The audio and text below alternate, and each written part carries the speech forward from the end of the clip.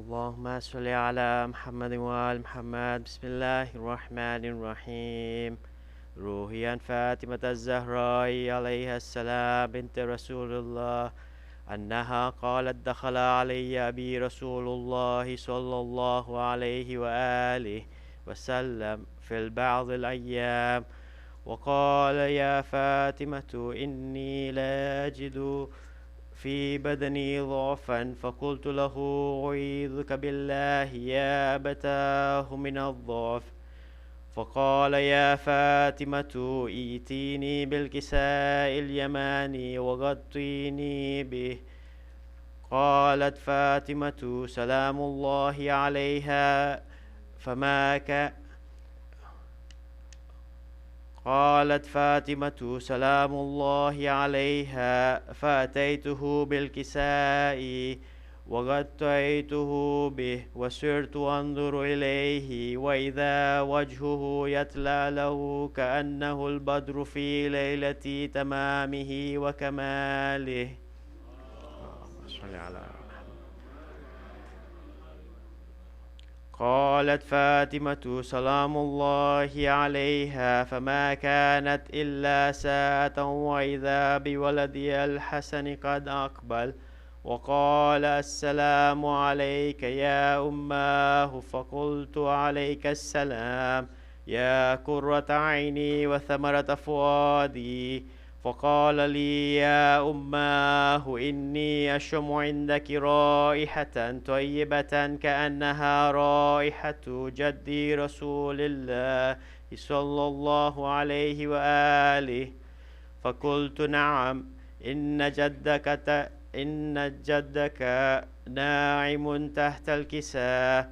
فأقبل الحسن نحو الكساء وقال: السلام عليك يا جداه، والسلام عليك يا رسول الله. أتأذن لي أن أدخل معك تحت هذا الكساء؟ فقال له: نعم، قد أذنت لك. فدخل الحسن عليه السلام معه تحت الكساء. قالت فاطمة سلام الله عليها فما كانت إلا ساعة وإذا بولدي الحسين عليه السلام قد أقبل وقال: السلام عليك يا أماه. فقلت: وعليك السلام يا قرة عيني وثمرة فؤادي. فقال: يا أماه، إني أشم عندك رائحة طيبة كأنها رائحة جدي رسول الله صلى الله عليه وآله. فقلت: نعم، إن جدك وأخاك نائم تحت هذا الكساء. فدنا الحسين عليه السلام نحو الكساء وقال: السلام عليك يا جداه، والسلام عليك يا من اختاره الله. أتأذن لي أن أكون معكما تحت هذا الكساء؟ فقال له: نعم، قد أذنت لك يا حسين. فدخل معهما الحسين تحت الكساء. قالت فاطمة عليها السلام فما كانت إلا ساعة وإذا بأبي الحسن علي بن أبي طالب عليه السلام قد أقبل فقال: السلام عليك يا بنت رسول الله. فقلت: وعليك السلام يا أمير المؤمنين. فقال: يا فاطمة، إني أشم عندك رائحة طيبة كأنها رائحة أخي وابن عمي رسول الله. فقلت: نعم، ها هو مع ولديك نائم تحت هذا الكساء. فأقبل علي عليه السلام نحو الكساء فقال: السلام عليك يا رسول الله، يا من اختاره الله، أتأذن لي أن أدخل معكم تحت هذا الكساء؟ فقال: نعم، قد أذنت لك. فدخل علي فدخل علي معهم تحت الكساء. قالت فاطمة سلام الله عليها: ثم أقبلت نحو الكساء وقلت: السلام عليك يا أبتاه، السلام عليك يا رسول الله، أتأذن لي أن أدخل معكم تحت هذا الكساء؟ فقال: نعم، قد أذنت لك. فدخلت معهم تحت الكساء. قالت فاطمة: فلما احتملنا جميعا تحت الكساء قال الله: اعلموا يا ملائكتي وسكان سماواتي وعزتي وجلالي إني ما خلقت سماء مبنية ولا أرضا مدحية ولا قمرا منيرا ولا شمسا مضيئة ولا فلكا يدور ولا بحرا يجري ولا فلكا يسري إلا في محبة هؤلاء الخمسة الذين هم تحت الكساء. فقال جبرائيل عليه السلام: يا رب، ومن تحت الكساء؟ قال الله تعالى: هم أهل بيت النبوة ومعدن الرسالة، هم فاطمة وأبوها وبعلها وبنوها. اللهم صل على محمد. فقال جبرائيل: يا رب، أتأذن لي أن أهبط إلى الأرض لأكون معهم سادسا؟ فقال الله تعالى: نعم، قد أذنت لك. فهبط أمين جبرائيل وأقبل نحو الكساء. قال: السلام عليك يا رسول الله، السلام عليك يا من اختاره الله، إن الله عز وجل يقرأك السلام ويخصك بالتحية والإكرام ويقول لك: وعزتي وجلالي إني ما خلقت السماء مبنية ولا أرضا مدحية ولا قمرا منيرا ولا شمسا مضيئة ولا فلكا يدور ولا بحرا يجري ولا فلكا يسري إلا لأجلكم ومحبتكم، وقد أذن لي أن أدخل معكم تحت هذا الكساء، فهل تأذن لي أنت يا رسول الله أن أدخل معكم؟ فقال: قد أذنت لك. فدخل جبرائيل معهم تحت الكساء وقال لهم: إن الله عز وجل قد أوحى إليكم يقول: إنما يريد الله ليذهب عنكم الرجس أهل البيت ويطهركم تطهيرا.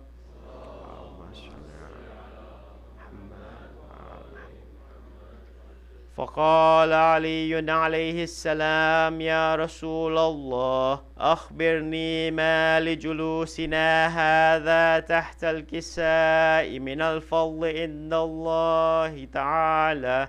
فقال النبي: والذي بعثني بالحق نبيا واصطفاني بالرسالة نجيا، ما ذكر خبرنا هذا في محفل من محافل أهل الأرض وفيه جمع من شيعتنا ومحبينا إلا ونزلت عليهم الرحمة وحفت بهم الملائكة واستغفرت لهم إلى أن يتفرقوا. فقال علي: إذن والله فزنا وسعدنا، وكذلك شيعتنا فازوا وسعدوا. في الدنيا والآخرة ورب الكعبة. فقال رسول الله: والذي بعثني بالحق نبيا واصطفاني بالرسالة نجيا، ما ذكر خبرنا هذا في محفل من محافل أهل الأرض، وفيه جمع من شيعتنا وفيهم مهموم إلا وفرج الله همه، ولا مغموم إلا وكشف الله غمه، ولا طالب حاجة إلا وقضى الله حاجته. فقال علي: إذن والله فزنا وسعدنا، وكذلك شيعتنا فازوا وسعدوا في الدنيا والآخرة ورب الكعبة. اللهم صل على محمد. سورة المباركة الفاتحة.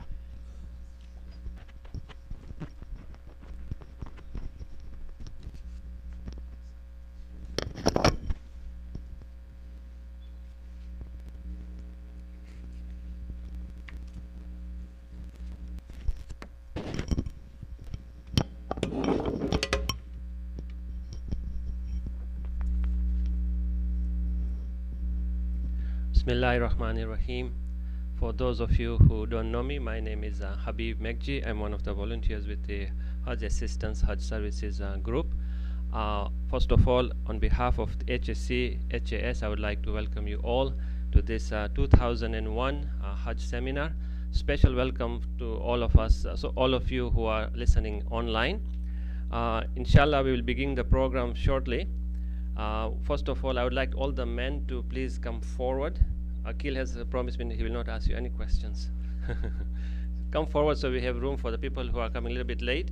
And if men can move all on my right hand side so the ladies can continue at the back over there. In this holy month, I'm sure you recite all the du'as at night, and in one of the du'as we recite warzuqni hajja baytika al-haram fi ami hadha wa fi kulli am. We pray to Allah subhanahu wa ta'ala to give us the rizq and the ability so that we can go for Hajj this year and in the future as well. All of you had received the agenda in terms of which was included in the flyer. Our program right now up to the time of Zohar is we'll have a brief introduction by our leader Inayat Daya, and then the lecture by Sheikh Akil Karim. So if I can request Inayat to come forward and start the program. Please recite a loud salawat for him.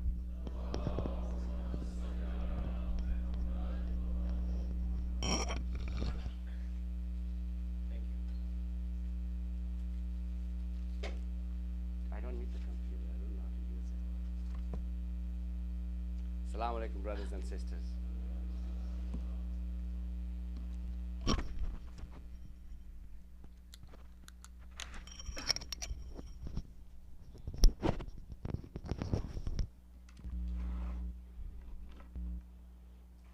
Before I begin, I'd like to welcome you guys.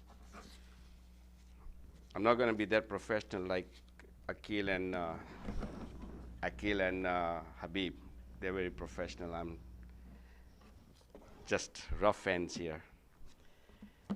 Before we begin, I'd like to dedicate this seminar to Ali Raza Nanji, our chairperson for Hajj Assistance Services, Hussein Yusuf Ali, Marum Roshan Devji, Bana Ali, and Ramtullah, Hussein Ramtullah, and quite a few people who have worked with us and have tremendously helped us and brought us to where we are. So let's say Fatiha for them, one Alhamdu and three Qul Huwallah, please. And all our mahrumins, please.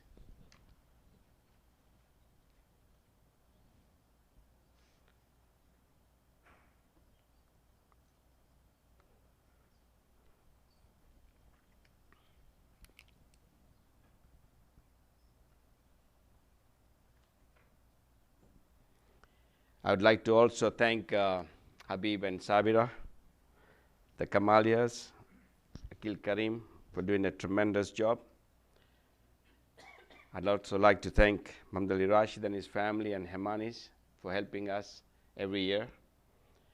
If they can make it, they come. But there's some guys that said diligently they would like to come, and they come, and they do a fantastic job. It's time that I can just sit in that corner and just look at these guys do it, right? I'd like to also thank all the volunteers. Every year they come. As a matter of fact, right now we are only facing a few volunteers. But by the time the Hajj is going to be over, everybody will be a volunteer except me. I'll be watching you guys, right? So let's keep that spirit. There's no question like if I do this, it might offend. No, if there is work to be done, just do it, right? Mess it up, we'll fix it. That's our motto. Help each other. That's the most important thing that we go and cater for. Habib, how much time do I have? Okay, then I'm going to just skip on this. I'd like to thank all those people who are helping us. Mostly everything that is here is written. I can easily mail it to you guys. But just a few things that I'd like to bring it to your attention. I can even make this in 5 minutes if you want. The most important thing is we are going for Hajj. It's not that serious, not that, let's have a smiling face. Boy, it's not that difficult. It is hard. Nobody said it's easy, but it is going to be tough. But there are days that you will just say, oh, was it Inayat was scaring us? So I don't want to scare anybody. We will be there to help you. We'll be there to protect you. We will tell you, just you go do ibadat, let us do the work. There are nights you won't see me, couple nights you won't see me, but don't worry about me, I'm not lost. I will be back. I have work to do, I go do my work. That's why these two guys do a fantastic job.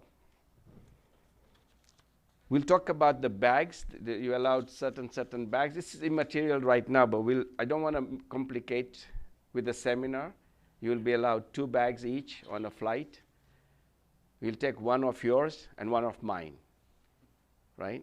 Because I'll have probably 40, 50 bags to take clothing for the poor.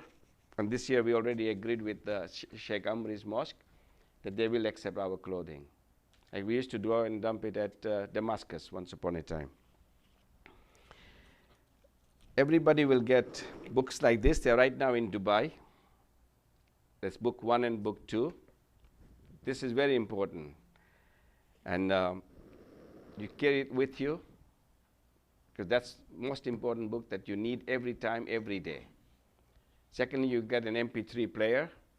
We'll have all the du'as. Once they're all ready, I will also have it online. So if anybody wants to record it on their own MP3, they can do it. If anybody who has an MP3 can do it, but it's necessary that you record it and take it with you. But we will provide you an MP3 player. I'm not going to do the logistic part, but only quickly I will just explain to you. We are in 3 batches. There's a batch going on the 20th with me, and there's the rest of the group is going on the 22nd. On the 22nd group, there are few people going straight, non-stop, to Medina. And there are others who are spending a night in Istanbul, and the next morning they're coming to the airport to catch the flight. So the bags will be checked right through. You don't have to worry about the bags, but you just take a small handbag for yourself. Once you're in Medina, then we'll be there to look after you. Those people who are coming on their own, I will show them a map as to where we are in reference to. So in case you decide to take a cab or something, you don't have to worry. Just come to the haram. From there, it's like 4 or 5 minutes walk. You can't go wrong. So I'll have my number out, so you can call me and tell me where you are, and you can come in. We'll come and fetch you. I'm just going to stop for the time being. There's a liability form that I'll be sending to everybody that I need everybody to sign it. You don't need a witness on this, because everybody says, I can't have a witness. Just sign it and mail it to me. This is very important. I have a list of people. I don't want to blacklist them now already, but they haven't given me their passport information. They haven't given me passport copies, right? And usually you will see my email coming, what part of English you didn't understand. When I say I need a passport copy, I need a passport copy, because it's very essential, right? And it will be coming on capital letters, what part of English you didn't understand. Anyway, I give this back to Habib. Habib bhai, it's all yours now.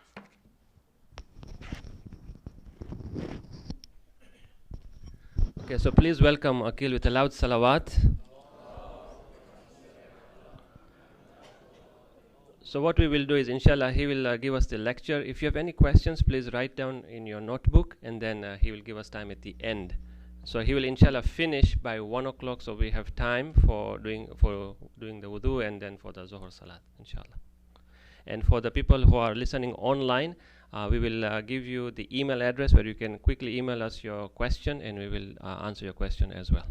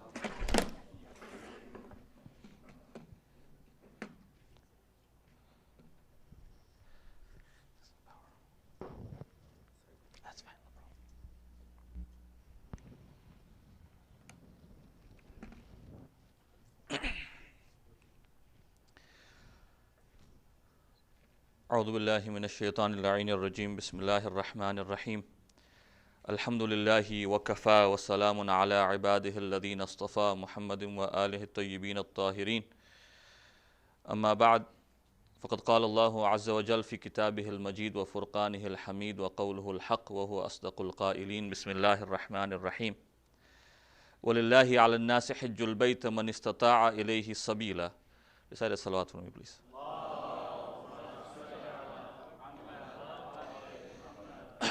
In the name of Allah, the most beneficent, the most merciful, all praise belongs to Him and to Him alone. The purpose of this morning's seminar is to cover the technical fiqh masail pertaining to the various manasik of Hajj. And this afternoon, inshallah, we shall cover some of the symbolic and spiritual dimensions of the journey. As we go through the hour and 15-minute presentation on the masail of Hajj, you will find that it may seem very confusing at first, but I urge you to bear with us. You don't necessarily have to make notes, because I think we'll be emailing this presentation after. So, and we'll have an opportunity to ask questions at the end. And also, when we get to Makkah and Medina, inshallah, there will be sessions every day preparing Hujjaj for the upcoming arkan of Hajj, and there will be opportunities there as well to get questions clarified. So it may seem overwhelming, especially for those who are first-timers, but it isn't very complicated. Once you get there, inshallah, with the assistance of volunteers and those who have been there numerous times, inshallah, we shall make sure that the Hajj is a smooth journey for everybody, inshallah. Just by a show of hands, if you don't mind, can I find out how many of you are first-timers for Hajj this year? MashaAllah. Okay. So it's a good majority of the crowd is going for the first time. So we'll have an opportunity even today at the end of the session to open up the floor for questions in case there are any. As I said at the beginning, or on the first slide, the masail that I am presenting today are based on the risala of Sayyid al-Udama as-Sistani. However, those who are muqallideen of the Rahbar, Sayyid Khamenei, the masail are not significantly different. Okay, so the masail that we're presenting, although they are taken from the risala of Sayyid Sistani, by and large, those who are muqallideen of the Rahbar as well can follow these masail, because there isn't significant difference between these maraja on the arkan of Hajj, or the masail of Hajj.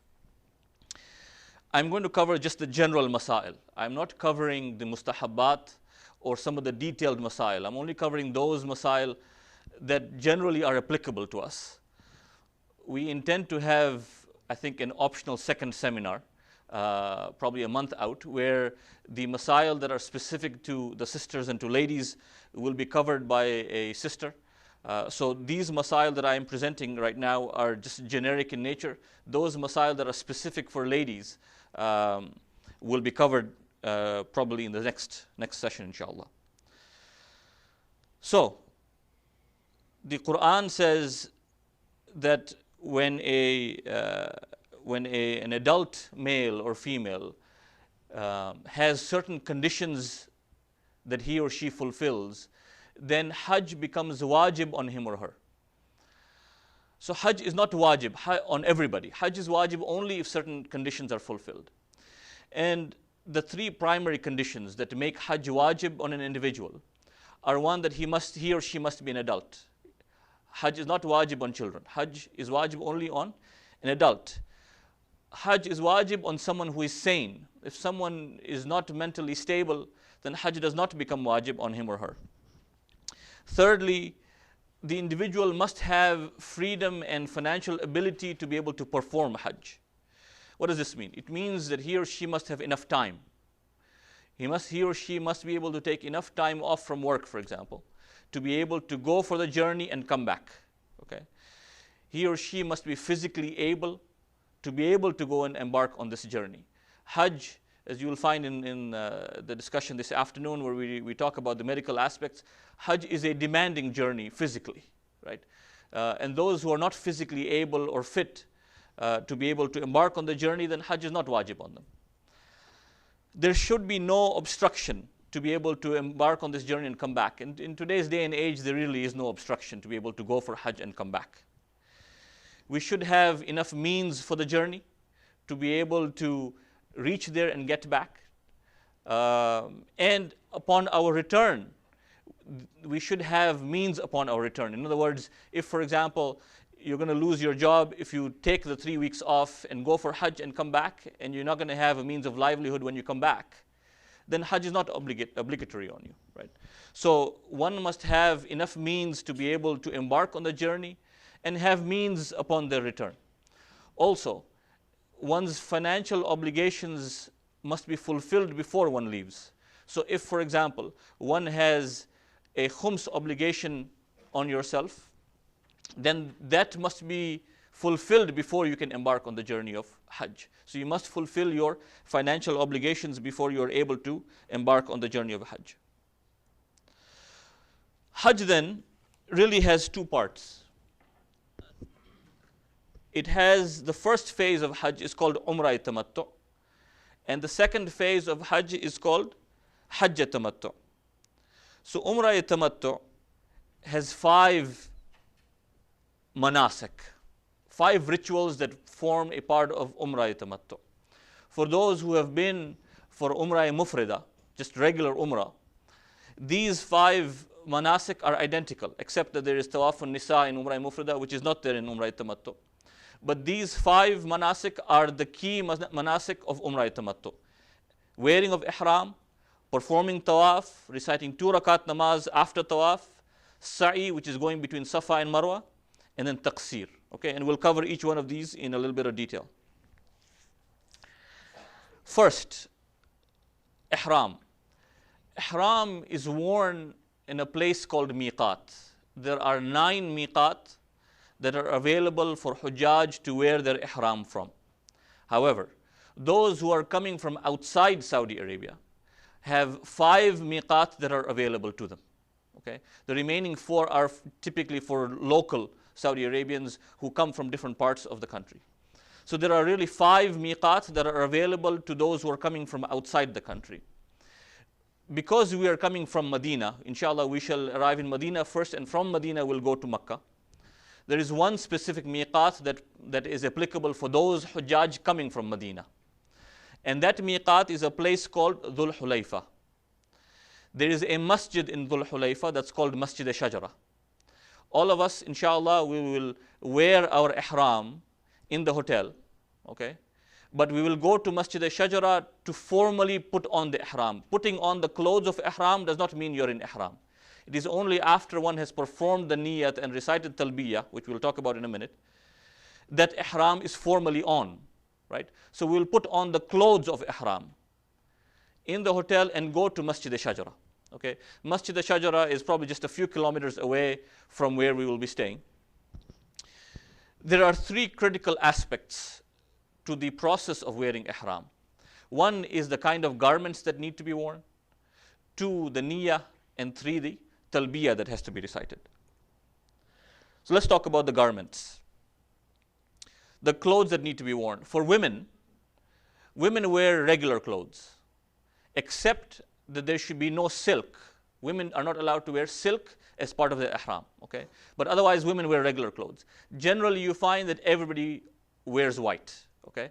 But for women, there is no restriction. You just wear regular clothes. For men, we wear 2 pieces of unstitched white cloth, okay? One is the loin cloth, which is basically covers you from your navel to your knees, and the other one is a shoulder cloth, okay? Both again are white and they're unstitched. You can get them here if you choose to, but at every corner in Medina you'll be able to purchase ihram, and it's not expensive, okay? So majority of us will buy our ihram in Medina because you don't want to have to carry it all the way from here to Medina. The clothes, obviously in the case of ladies, it should not be made of silk or gold or leather. The clothes at all times of ihram must be tahir, right? And we make a distinction between clothes that are dirty and clothes that are tahir, right? When you go to the plains of Arafat, for example, the ihram will get dirty because there's dirt on the ground. But dirt is not the same as najasat, right? We make the distinction. So if your ihram gets dirty, and there's no problem because it will get dirty, there's no problem. If it gets najas because of blood, or if you go to the washroom and it gets najas, then there is an obligation to change the ihram because ihram must be tahir at all times. Okay? So we wear the ihram and then we go to Masjid al-Shajara. Once we arrive in Masjid al-Shajara, we will be performing the niyyah. And generally we form groups so that people are, especially for first-timers who have never been before and are not comfortable, there are groups of people who will lead smaller groups, those who have been there before, and will help you perform the niyyah. So really there are 3 possibilities. If we are going for the first time, okay, and majority of us here are going for the first time, then the niyyah is that I am wearing ihram for Umrah Tamattu, for Hajjatul Islam, wajib qurbatan ilallah. And again, these slides will be emailed to you. So that's for the first possibility. The second possibility is for those who have been for Hajj before, but are going again, and they are going to perform Hajj for themselves. So it is not their first Hajj, it is their second or third or fourth Hajj, whatever it may be, but they're performing it for themselves. For them, the niyat is that I am wearing ihram for Umrah Tamattu, for Hajjat Tamattu qurbatan ilallah. There is no Hajjatul Islam. Hajjatul Islam is only if it is your first Hajj. And the third possibility is that you're going niyabatan. You're going to perform Hajj on behalf of someone else. But you cannot perform Hajj on behalf of someone else if you have not performed Hajj for yourself first. So, if it is your first Hajj, it can be for nobody other than yourself. Right? Only subsequent Hajjs that you perform, you can perform for niyabatan for your parents or your grandparents or for your friends or for whoever you wish to perform Hajj for. But if it is your first Hajj, it is exclusively for yourself. Okay? You cannot have anybody else part of your first Hajj. So if there are people who are going for Hajj for the second or third time and they're not performing it for themselves, then the niyyah would be that I am wearing ihram for Umrah Tamattu, for Hajjat Tamattu on behalf of so-and-so, qurbatan ilallah. And you can have multiple people. So if you are performing it for your grandparents and your parents, let's say on both sides, you can have 10 people, 15 people, doesn't matter. If you're doing it niyabatan, it can be for multiple people at a time. But you need to remember the 10, 15, 20 people that you are performing the Hajj for. Right? And jot down a list so that you are consciously aware that every niyyah that you perform It is consciously for the following individuals that you are performing Hajj niyabatan for. The one other important thing for niyyah to mention is that, like every other ibadah, it is not necessary to verbally pronounce the niyyah, right? It is a conscious decision that one is making, the conscious intention that one is making, that one is embarking on this particular manasik or this particular arkan of Hajj or rukn of Hajj, right? One does not have to verbally pronounce that I am wearing ihram for umrah tamattu, for hajjatul Islam, wajib qurbatan ilallah. No. As long as one is consciously aware that this is the act that you are embarking on, then that suffices. Okay? And for every action, so I'm not going to repeat this again, but for every action, the same is true, right? As long as there's a conscious awareness of the action that you are about to perform, that in and of itself is niyyah. Okay? You don't necessarily have to verbally pronounce it. So as soon as the niyyah is performed, immediately after there is a requirement to recite the talbiyah.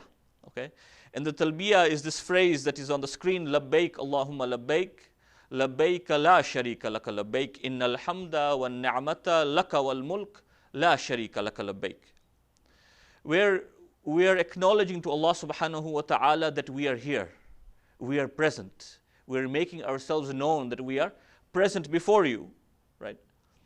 So the requirement is that as soon as niyyah is performed, that this talbiyah is recited immediately, and for men loudly, for women softly suffices. Okay?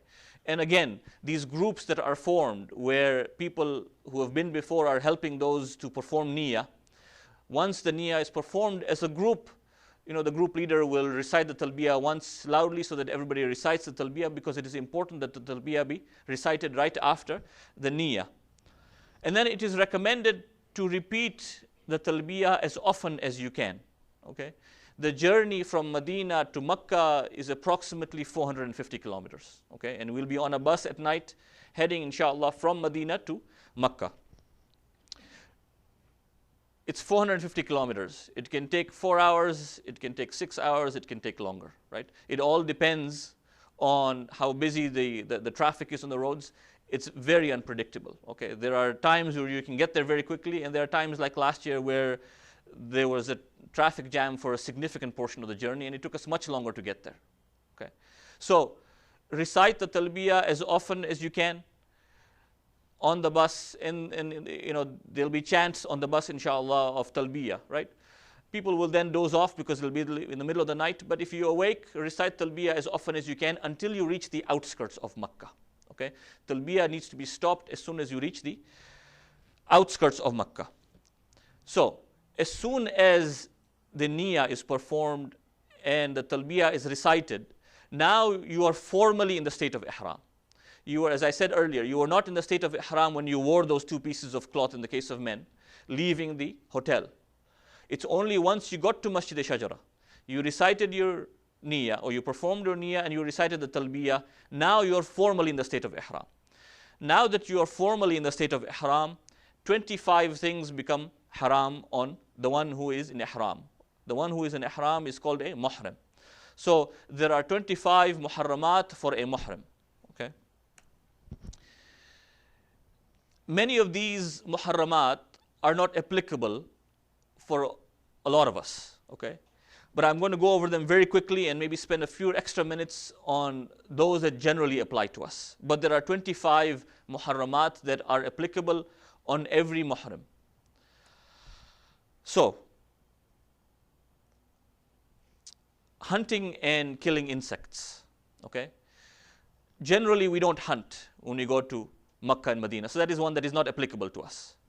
But killing insects is applicable, because obviously you will have insects flying around. In the state of ihram, one is not permitted to kill an insect. If an insect, let's say, lands on you, you can move it away, but you can't swat the insect. Okay, so one of the muharramat in the state of ihram is to kill an insect. We cannot do that. Intimacy with one's spouse, okay, is another muharramat. You cannot be intimate with one's spouse while in the state of ihram. You can touch your spouse, as you may have to, maybe guiding your spouse during tawaf, but intimate relations with the spouse or passionate relations with the spouse is not permitted in the state of ihram. Masturbation obviously is haram, but is also strongly prohibited in the state of ihram.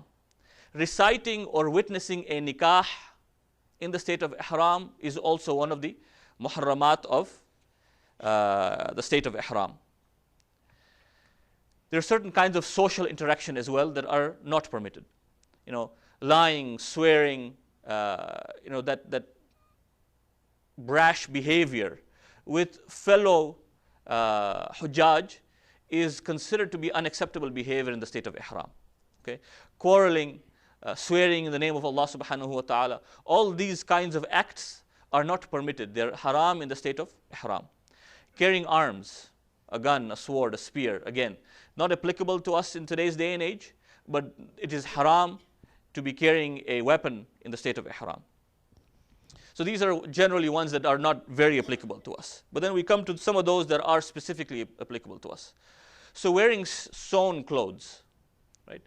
So in the case of women, as I said, regular clothes is okay. So women wear sewn clothes as long as it is not silk and as long as there are no gloves. For women, gloves are not permitted. Okay? So regular clothes, but not silk and no gloves. In the case of men, we wear 2 pieces of cloth, unstitched. Okay? So men are not permitted to wear, wa alaikum salam wa rahmatullah. Men are not permitted to wear sewn clothes. Now, perhaps in the second session there will be a demonstration on how ihram is worn, because the concern that obviously men have is, will the ihram stay on, right? Because we're wearing nothing but the 2 pieces of cloth. Okay? There is no problem. You will find when the second session happens, or I'm not sure if there's going to be a demonstration in the first session, on how ihram is to be worn, it is very secure. Okay? There is no concern about, there should be no concern about the ihram falling off. Okay? Now, having said that, we're permitted to wear a belt, okay? As long as the belt is being worn for security of valuables, right? If you have a phone, for example, or you have some money, right, that you want secured, then you're allowed to wear a belt. But there should be a conscious awareness that this belt is not to hold up your ihram, right? It is just for the security of valuables. You cannot wear a belt because it is sewn to hold up your ihram. Okay? So even if there's the slightest doubt in your mind that you're wearing this belt so that the ihram doesn't fall off, you're not allowed to. Right? As long as the belt is being worn for the security of valuables, it's okay. But we will get the HAC and HAS organizers generally give out pouches and bags to everybody. You can carry those and have your valuables in them. It isn't really necessary to have a belt. You can if you want to, and those belts as well can be purchased in Medina. So that is permissible. Okay. One cannot tie a knot in your ihram. Okay, whether it is the loin cloth or the shoulder cloth, men cannot tie a knot in your ihram. As far as pins are concerned, a pin is permitted only on the shoulder cloth. Okay, you cannot have a pin on the loin cloth. So because the shoulder cloth generally tends to fall off, some people tend to pin the shoulder cloth.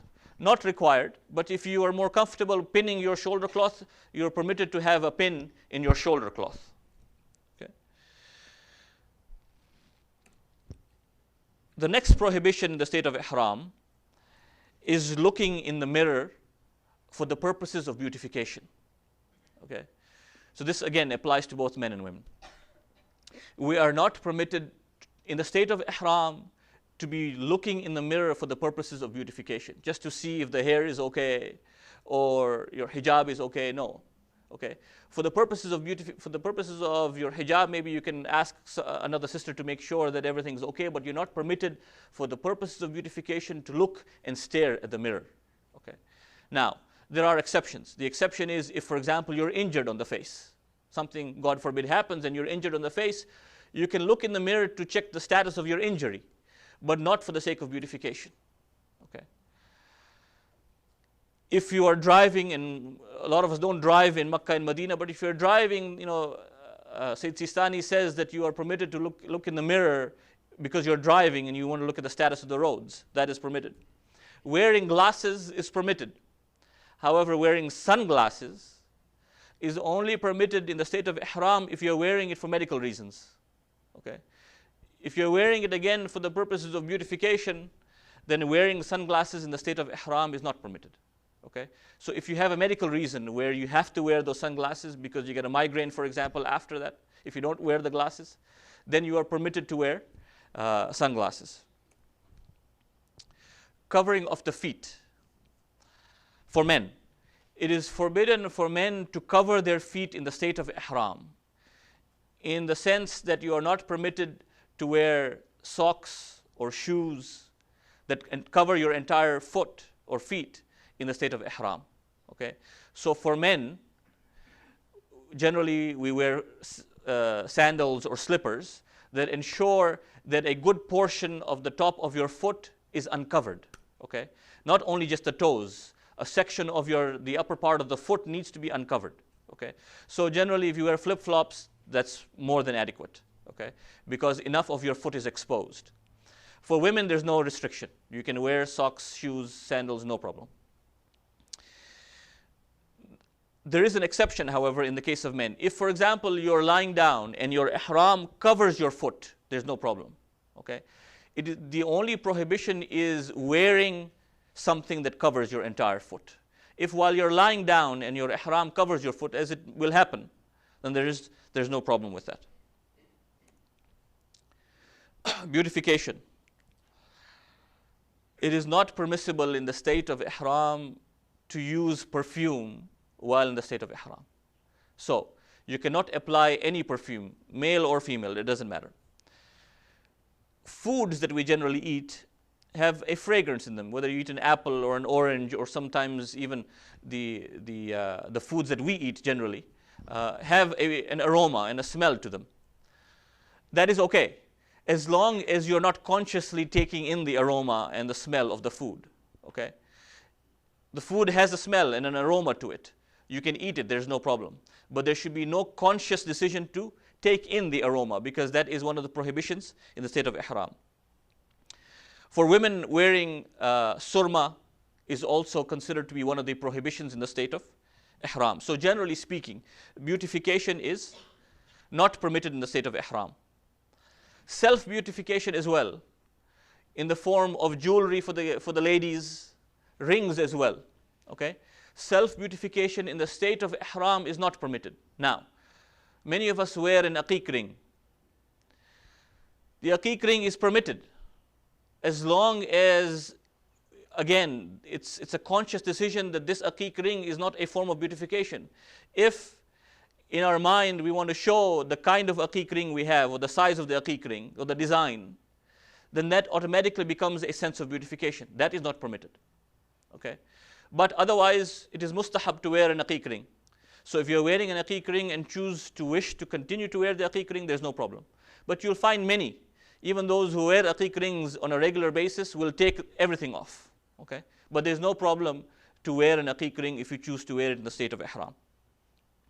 Applying oil on yourself, even if it's unscented, is not permitted in the state of ihram. The exception is that if you have to apply some ointment on yourself for medical reasons, then there's an exception, that is permitted. But otherwise, application of oil is not permitted even if it's unscented on oneself. Cutting nails. Cutting nails is not permitted in the state of ihram. The only exception is that if you are in significant discomfort and you need to cut your nails, then it is permitted. But otherwise, in the state of ihram, cutting nails is not permitted. Removing hair from the body.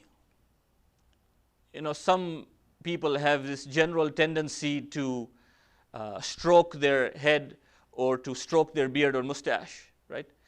If you know that when you stroke your head or your beard and mustache that hair tends to fall off, as it does, then you're not permitted to do that, okay? Because there can be no conscious falling down of the hair or removal of hair from the body, okay?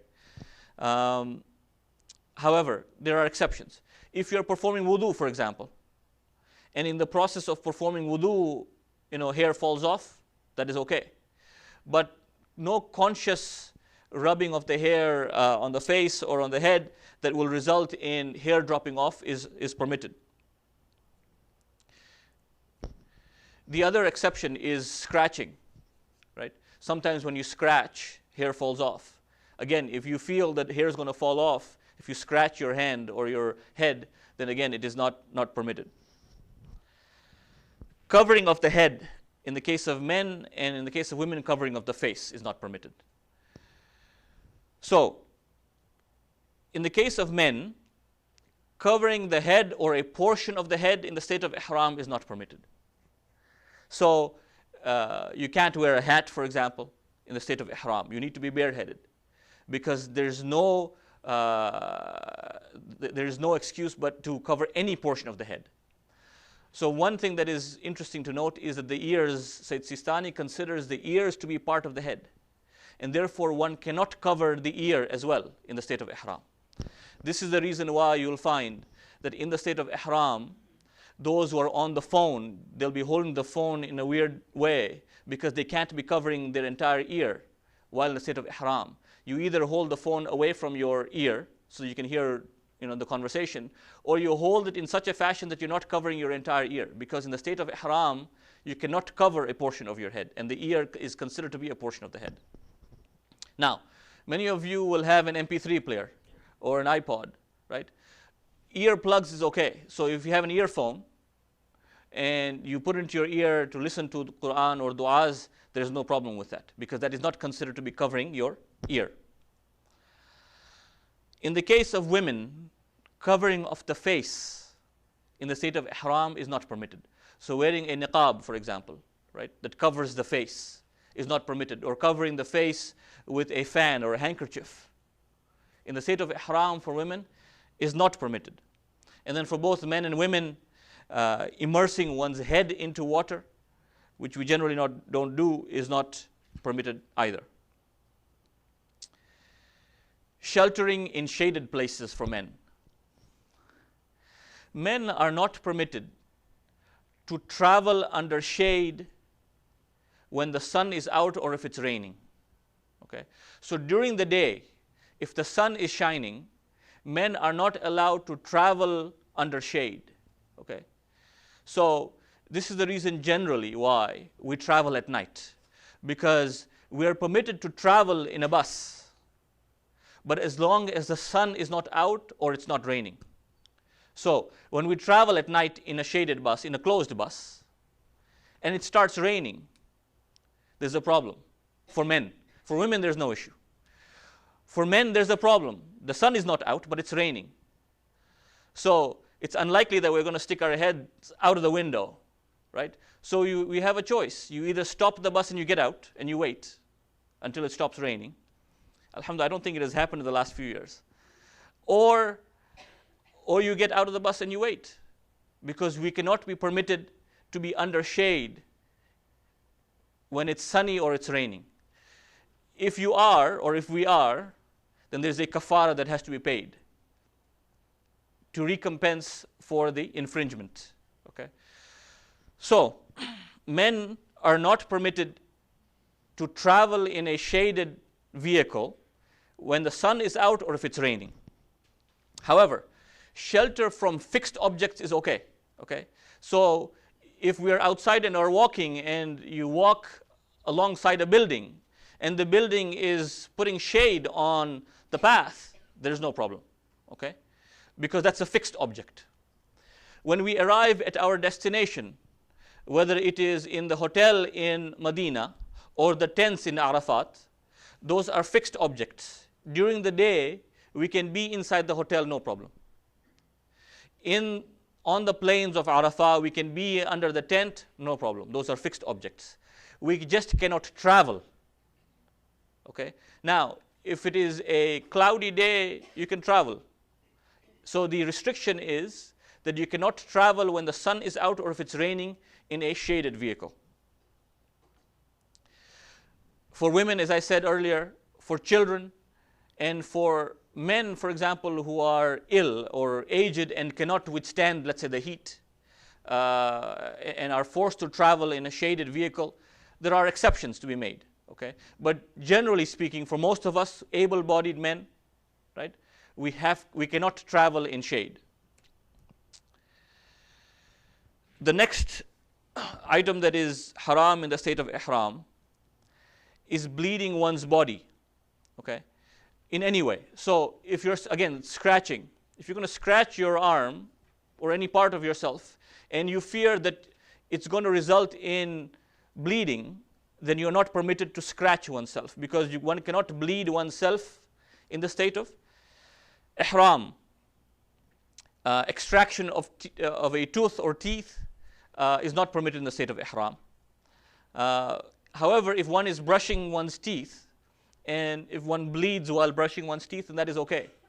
But there should be no conscious effort to extract blood from the body in the state of ihram. Recite a salawat for me, please.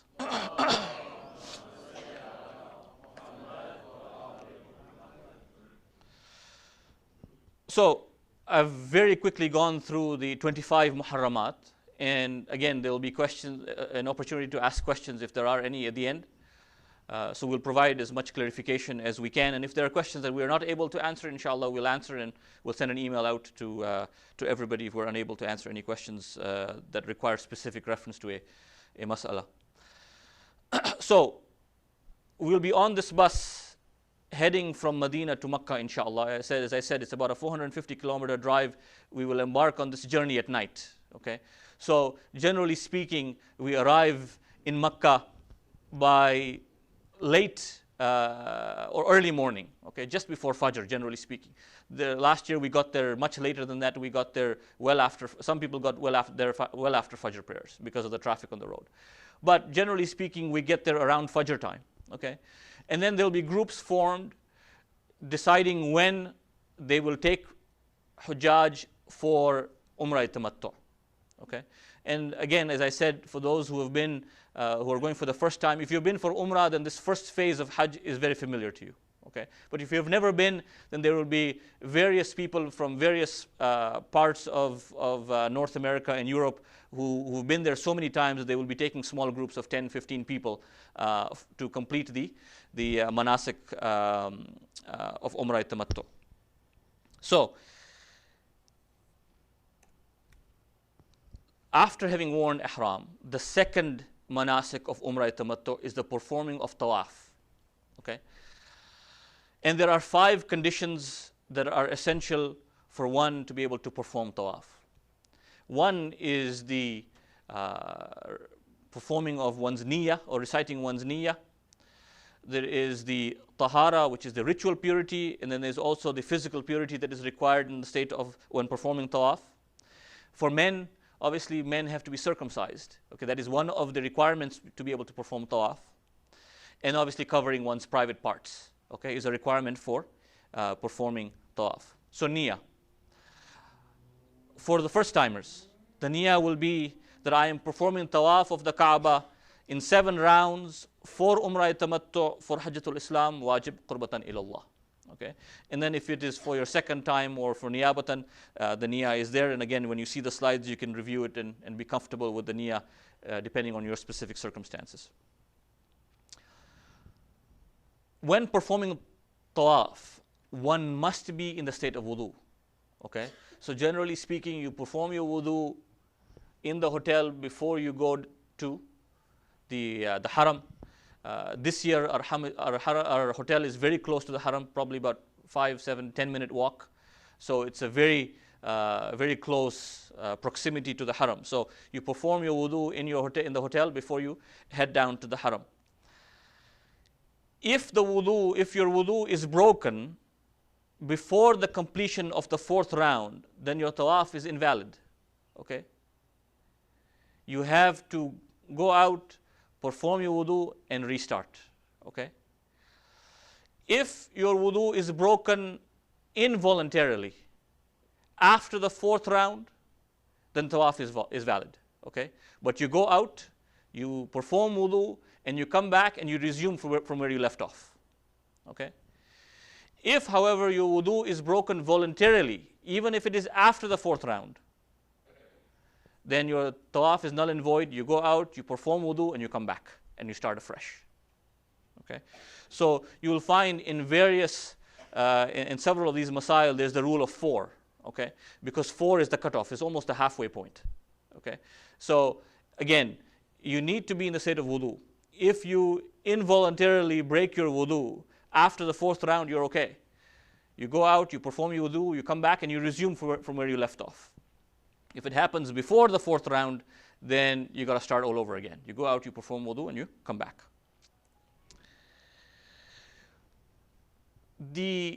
You must also be tahir from a physical standpoint. In other words, yourself, your body, and your ihram, both in the case of men and women, must be free of najasa. Okay? So, free of najasa in the sense that if you've had to go to the washroom, right, and your ihram became najas, you cannot perform tawaf in that ihram, right? Or if you start bleeding in the state of ihram, right, and either your ihram gets dirty or gets bloody, or a part of your body gets bloody, right? And I've had this experience personally, right, where my toe started bleeding because of the people that were doing tawaf, and my toe got crushed several times that one tawaf, right? Fortunately, I had already completed my 5th round, right? So again, it's the rule of 4. If you become aware of a najasa on yourself or on your ihram before the 4th round, then you got to go out, get it cleaned, and you start afresh. Okay? If it happens after the 4th round, then you still have to go out, get it cleaned, but you come back and you resume from where you left off. Okay?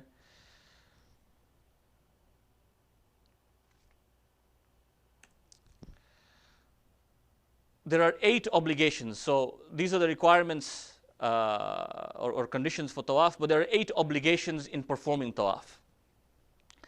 So the first is, and we'll show some pictures in a couple of slides, but the tawaf begins from Hajarul Aswad. Okay, it's the black stone. So generally speaking, people will perform their niyyah to start the tawaf a little before Hajarul Aswad, so that when you pass by Hajarul Aswad, the corner that has Hajarul Aswad, the tawaf is now beginning. So the niyyah is performed just before. Okay? So the whole body must pass before Hajarul Aswad. That is the reason why you perform your niyyah just before, and then the whole body passes around Hajarul Aswad as you begin your tawaf. So the tawaf begins at Hajarul Aswad and ends at Hajarul Aswad. That is one round. Okay? And it is recommended, again, that when you finish your 7th round, that you pass a little beyond Hajarul Aswad so that now the round is complete. Okay? You start a little before and you end a little after, just to make sure that your 7 rounds are complete.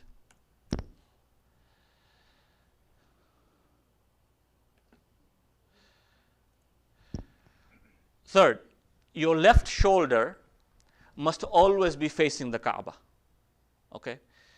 If you find that during tawaf, there's lots of pushing and shoving, lots of jostling, okay?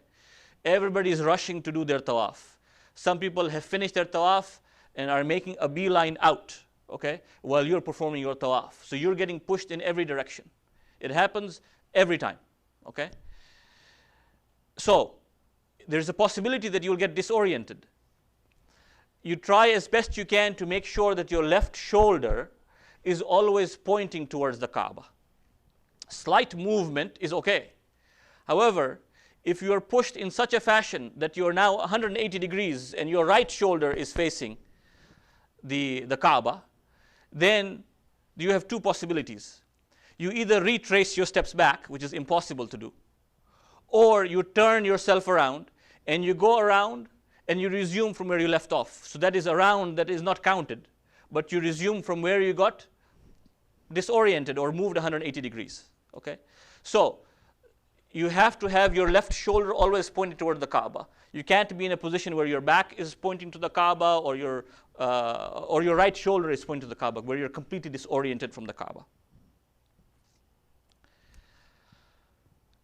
When you perform the tawaf, there is the section called Hijr Ismail, We are not permitted to enter into the section which is Hijr Ismail or to climb over the wall, right?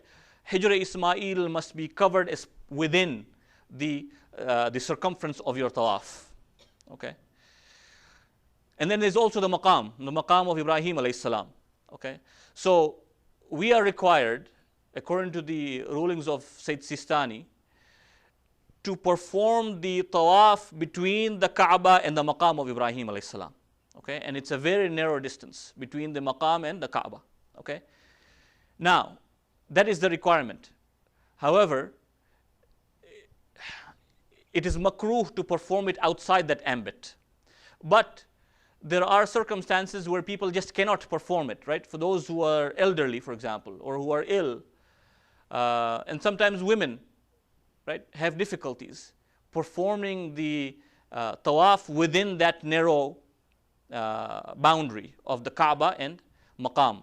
This is the reason why if you're going with a spouse, like if you're going with your mother, then generally speaking, the son helps the mother and guides her as performing tawaf, or the husband guides the spouse, the wife, while performing tawaf, so that he can guide her or help her and support her, because you're getting pushed in every direction, and women will need some support if they're on their own. Okay, so the requirement is that the tawaf must be performed between the Kaaba and the maqam of Ibrahim alayhi salam. However, if you absolutely cannot perform it within that ambit, you're permitted to perform it outside, but it is makruh to do so. The next obligation is that while performing tawaf, you keep clear of the tawaf. You're not supposed to be touching the Kaaba or the Shadarwan. The Shadarwan is the foundation on the floor of the Kaaba. You're not supposed to be touching it as you perform your tawaf. You cannot be dragging your hand on the Kaaba as you perform tawaf. Okay, you cannot be touching the Kaaba. However, the exception is that if you find an opportunity where there's an opening while you're performing tawaf and you want to go and cling to the Kaaba and you recite dua, for example, that is permitted. You stop, you have an opening, you go, you touch the Kaaba, you cling to it, you recite your dua, you come back, you resume from where you left off. But you cannot be dragging your hand on the Kaaba and touching it while performing tawaf. You perform 7 rounds, right? We said we start at Hajarul Aswad and we end at Hajarul Aswad. And the 7 rounds need to be performed around the Kaaba continuously, okay? With very little break in between. Now, if you find, for example, that it is impossible to continue, you have finished your 4th or 5th round and you need to take a break, okay?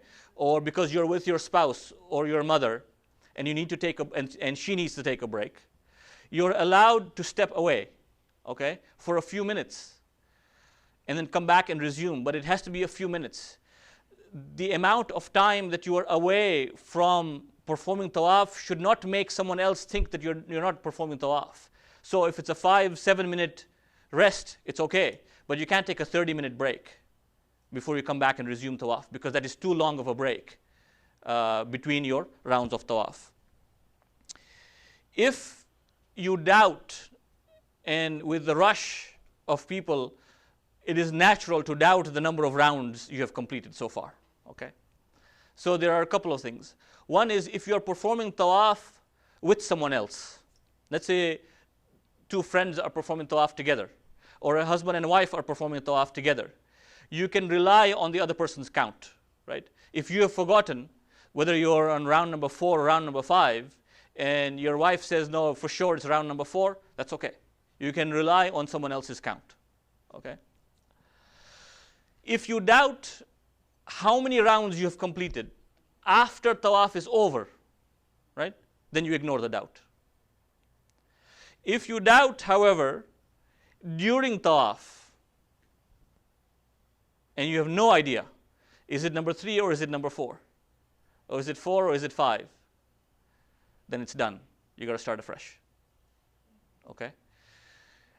If the exception is in a mustahab tawaf, if you're performing a mustahab tawaf, and you are performing tawaf and you don't know whether it is round number 3 or 4 or 5, then the rule is you take it to be the lower number and you continue.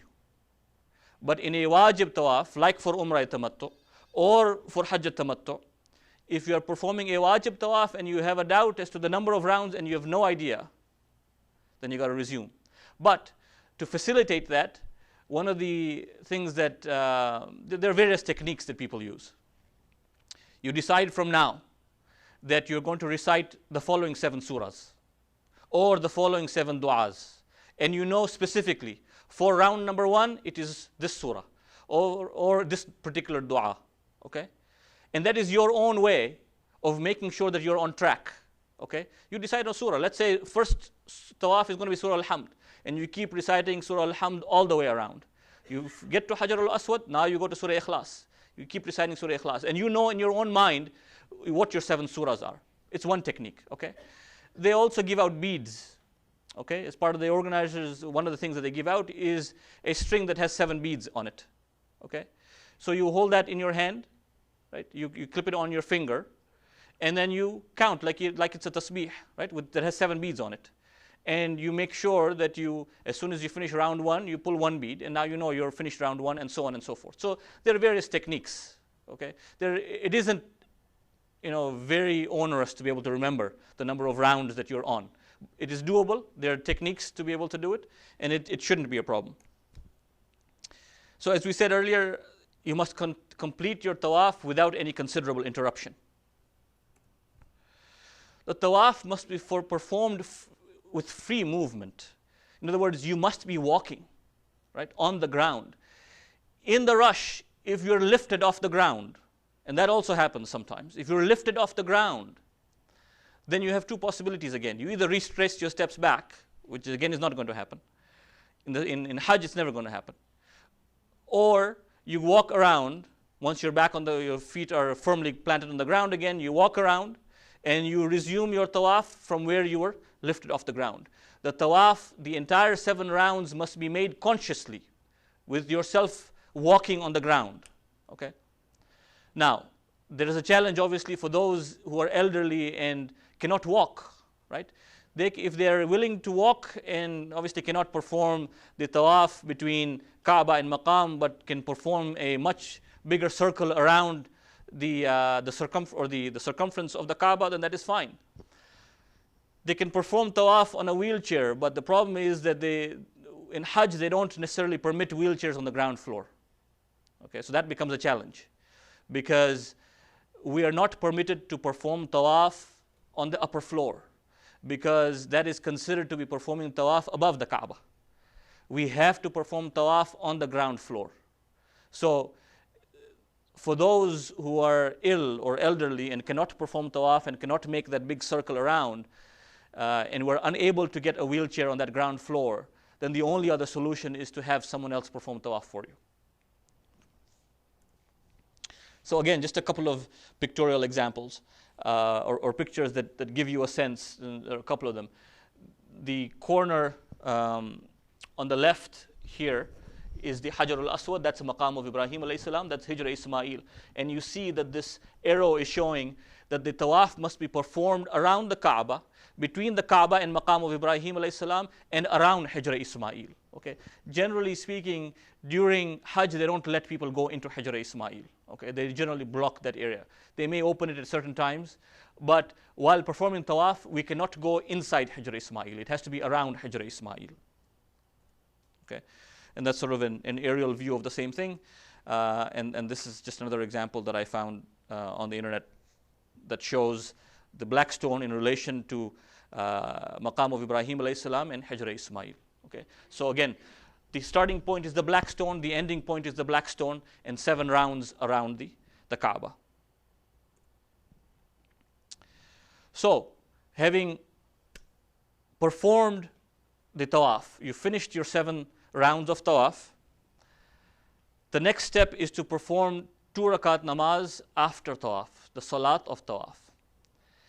And the niyyah, again, for first timers, is that you are performing, or I am performing the 2 rakat namaz for tawaf of Umrah Tamattu for Hajjatul Islam, wajib qurbatan ilallah. Tahara, okay? So you are in the state of wudu while performing your tawaf.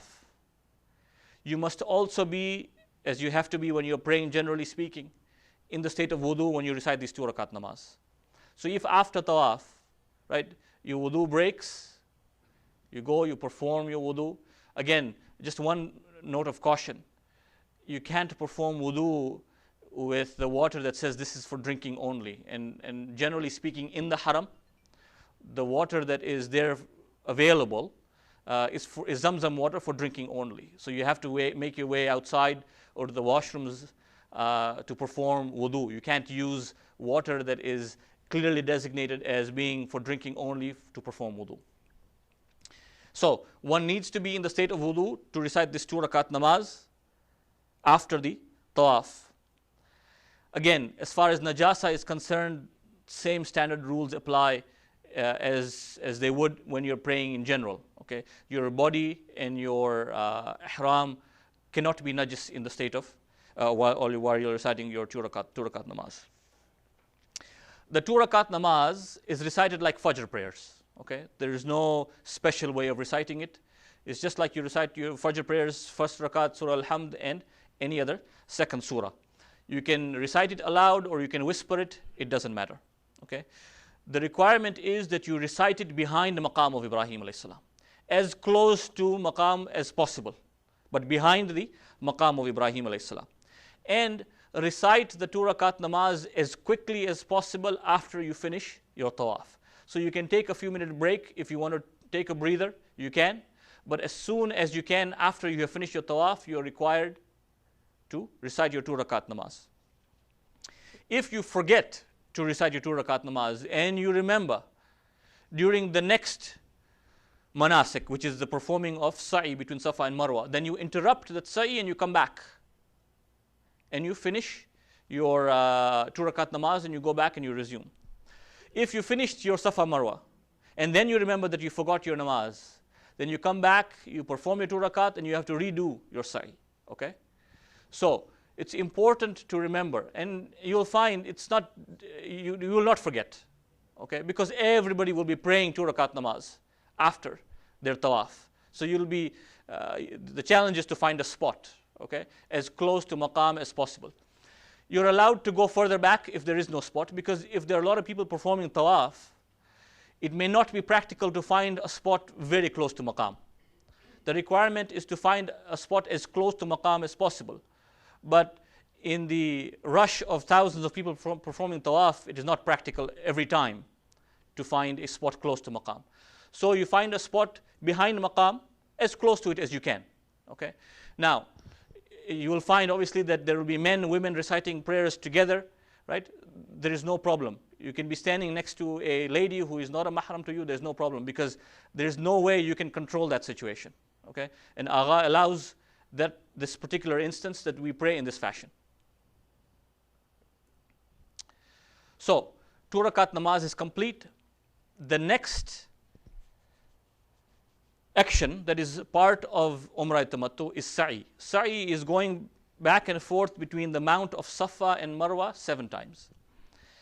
So the niyyah for first timers is that I'm walking between Safa and Marwa 7 times for Umrah Tamattu, for Hajjatul Islam, wajib qurbatan ilallah. Now, tahara is not a requirement. One does not need to be in the state of ritual purity when performing sa'i. So wudu is not necessary. So if, for example, you performed your tawaf, you recited your 2 rakat namaz, you had to go to the washroom, that's fine, you can go to the washroom. If you perform wudu, all the better. But you don't have to. Okay? For sa'i, wudu is not a requirement. Physical purity obviously is, remember, right? Because in the state of ihram, right, you need to make sure that you are clean. So if there's blood, let's say, on your ihram and you started bleeding, let's say after your 2 rakat namaz, you still have to clean your ihram, because your ihram cannot be najis. If it got najis in the washroom, for example, then you have to go and change your clothes before you can continue your sa'i, because ihram must be tahir at all times. But you don't have to be in the state of wudu when performing sa'i. So sa'i must be performed after tawaf and after the 2 rakat namaz. So you've done your tawaf, you've recited 2 rakat namaz, and now you begin your sa'i. Sa'i is 7 laps, or from Safa to Marwa. Okay, so you start at the Mount of Safa, and you go to Marwa. That's 1. Marwa to Safa is 2. Safa to Marwa is 3, and so on and so forth until you finish at Marwa at number 7. Okay, so from Safa to Marwa is considered to be 1 lap. The return is the second, and so on and so forth. Because it's an odd number, you start at Safa, you end at Marwa. It's important to cover the entire distance between Safa and Marwa. Okay, you don't necessarily have to climb the mounts of Safa and Marwa, but you need to climb up at least above to the top of the hill so that you have reached the top of Safa, or at least you climbed a portion of Safa. And the same on the Marwa end. You don't necessarily have to climb all the way to the top of Safa and Marwa. Again, sa'i needs to be continuous without a significant break within the rounds. But you're permitted to take a break because it is a long walk. Okay, it's approximately a 3.5 kilometer walk. Okay, from Safa to Marwa is about half a kilometer, and because you're doing 7 rounds, it's about a 3.5 kilometer walk. It needs to be a brisk walk. Okay, no break in between, as I said earlier. There are stations where there is Zamzam water available. If you choose, you can stop, you can have some water, you can sit for a couple of minutes, take a break, and you keep going on. Again, as we said earlier, if you break the tawaf, same as you break sa'i, for example, the break cannot be so extended that someone begins to wonder whether you're actually performing tawaf or actually performing sa'i, right? If it's a 5, 7, 10-minute break, that's okay, because you're just taking a breather. You need to make sure your sa'i is continuous. So if you're tired and you're exhausted after your 2 rakat namaz, you might as well wait for that half an hour or an hour to recuperate before you start your sa'i. Okay? Because during sa'i, there cannot be a significant break while going between Safa and Marwa. If, however, your sa'i is interrupted, for example, you're performing sa'i and it's time for namaz, right? And everybody starts getting together for Salatul Jama'ah, right? So, with the number of people who are there in Hajj, every section of the Haram is filled, including Safa and Marwa, right? People stand in Safa and Marwa to pray. Now, you don't have a choice. You have to stop, you have to pray. And that could be 5, 10, 15, 20 minutes, because people don't stand up right after prayer. They're seated. So it takes a while. That's an exception. So generally speaking, again, if you know that the time of salat is approaching, then you don't start your sa'i. You wait. You wait, you pray, you're in the haram, you pray, and then after half an hour, 45 minutes, when the rush subsides a little bit, you begin your sa'i. Right? Similarly for tawaf, we're always watching the time for namaz, right? And depending on whether you're alone or with someone else, we have a sense how long it's going to take to perform tawaf, right? Between 35, 45, 55 minutes to perform the 7 rounds, okay, because of the rush. So you watch the time. If you're going to approach the time of namaz and it's going to be an interruption, it's okay even in the case of tawaf. But you might as well wait and pray, and then we begin your tawaf or sa'i, as the case may be. Now, one other thing to remember is that over the last couple of years, they have expanded sa'i, okay, both on the same floor horizontally, and they have put sa'i now on multiple floors, right? So there are rules that need to be followed in that regard. We are not permitted to perform sa'i on the upper floor. So there are 3 floors. Upper floor, the main floor, which was the floor which was there for many years, and now there's the basement that's open as well. That's been open for the last couple of years. We're allowed to perform sa'i on the main floor and in the basement. Not allowed to perform sa'i on the upper floor. Again, it's like performing tawaf above the Kaaba. You cannot do sa'i above Safa and Marwa. Okay? So we are allowed to perform sa'i on the main floor and in the basement. So that's the first thing. The second thing is that on the main floor, because they have expanded the area, because the sheer number of people that need to perform sa'i, they have extended the sa'i section to the right. So what Sayyid Sistani says is that when performing sa'i, you have to perform sa'i on the original path. So this is where there's a problem. In order to perform sa'i on the original path, you need to ensure that when you're going from Safa to Marwa, you stick to the left side of the lane, because the left side of the lane represents the original path. When you're coming back from Marwa to Safa, it's the original path. There's no problem. Anywhere across the width of that path, you're okay. So from Safa to Marwa, in the first, third, fifth, and seventh rounds, right, stick to the left-hand lane, or as close to the middle as possible. And on the way back, on the even number rounds, you're okay. Okay. Sa'i must be performed on the same day on which the tawaf and the 2 rakat namaz is performed. So you can take a break. You can take an hour, 2 hours, 3 hours, doesn't matter.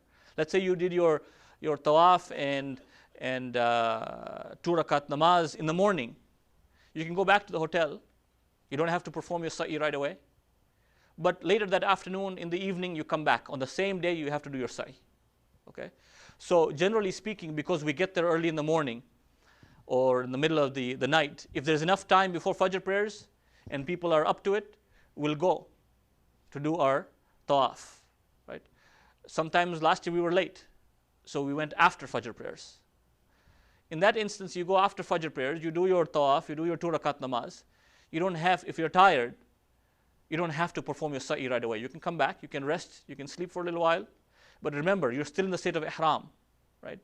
So if you choose to do that, you have to remember that the 25 things that are haram on you in the state of when you are a muhrim remain haram until ihram is lifted. You go back in the afternoon, you can perform your sa'i.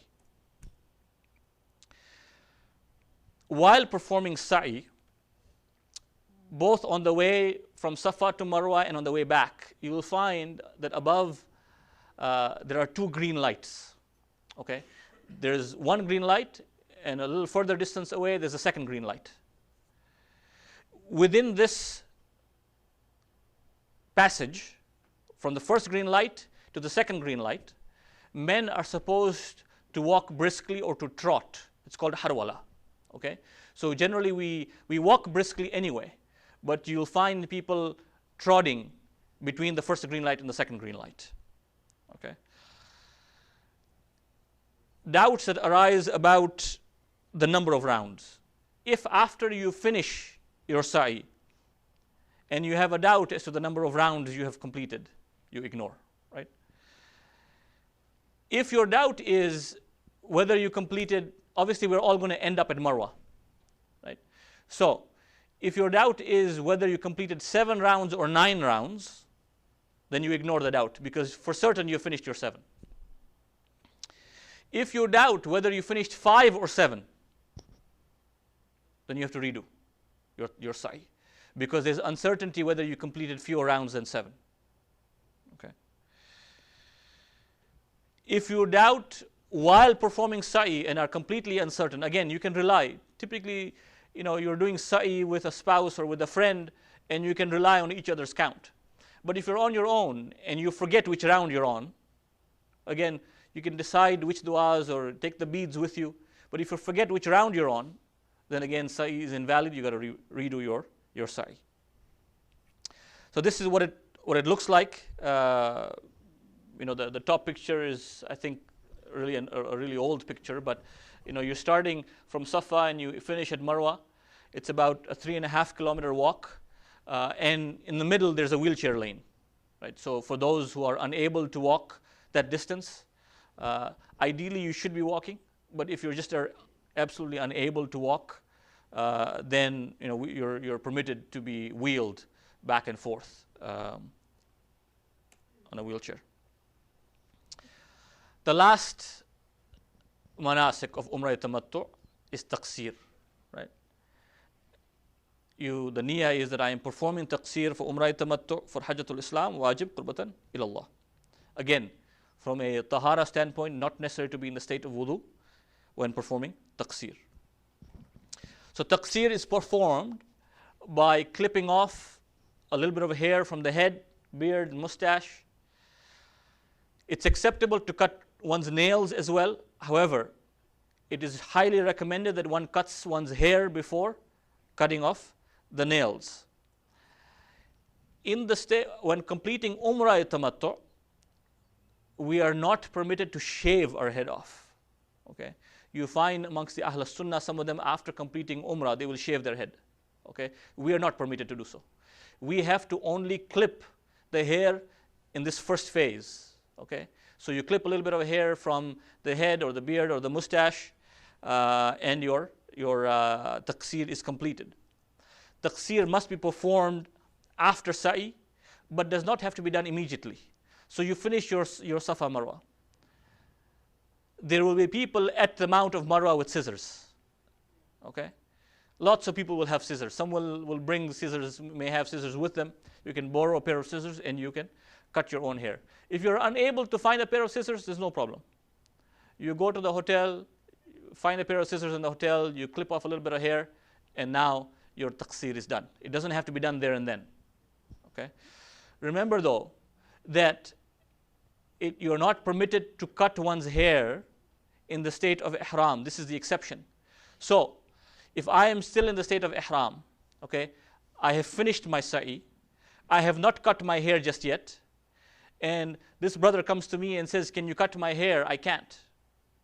Because I am not permitted to cut hair in the state of ihram. I can cut my own. After I cut my own, I am free. I am done, I can cut his, or he can cut his own. But I cannot cut his hair if I have not cut mine. Okay? So, just make sure when you have a pair of scissors there, some people will tell you, let me cut yours. That's fine if he has cut his own. Okay? Or you borrow the scissors and you tell him, no, I want to cut my own hair. Or ladies, typically ladies will be with someone else. They will raise their scarf and someone will cut it for them. Right? But make sure that someone else has cut their own hair first, because you have to make sure your own hair is cut first before you cut someone else's. Once taqsir is performed, the 25 things that were haram on you during the state of ihram are now lifted. You are no longer in the state of ihram. Okay, you may still be wearing those clothes, but you are no longer in the state of ihram. Now you can look in the mirror, you can do whatever you want. Okay, because those 25 muharramat are lifted off of you. So just to recap, okay, the second part will go much quicker because there's a lot more detail in the first half. But just to recap, the 5 arkan of Umrah Tamattu: wearing of the ihram, tawaf 7 times around the Kaaba, 2 rakat namaz, the sa'i between Safa and Marwa, and the taqsir. These 5 things, as soon as you perform these 5 things, your Umrah Tamattu, the first phase of Hajj, is now complete. Okay? Recite one salawat for me, please.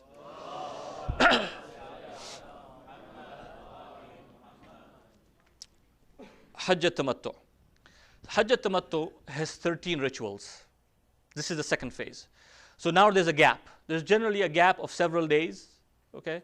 During this gap of several days after you finish your Umrah Tamattu, you can go to the Haram as many times as you want. You can perform Sunnat Tawaf as many times as you want. There's no problem. You cannot do Umrah, right? Because you're in the midst of Hajj, you cannot have an Umrah in between. Okay, but you can perform Sunnat Tawaf as many times as you want. Okay, and Tawaf means you perform your 7 Tawaf, you recite your 2 rakat namaz, and you can perform this Tawaf for the thawab of your parents, your grandparents, for Imam Sahib al-Zaman, Ajjalallahu ta'ala farajahu sharif.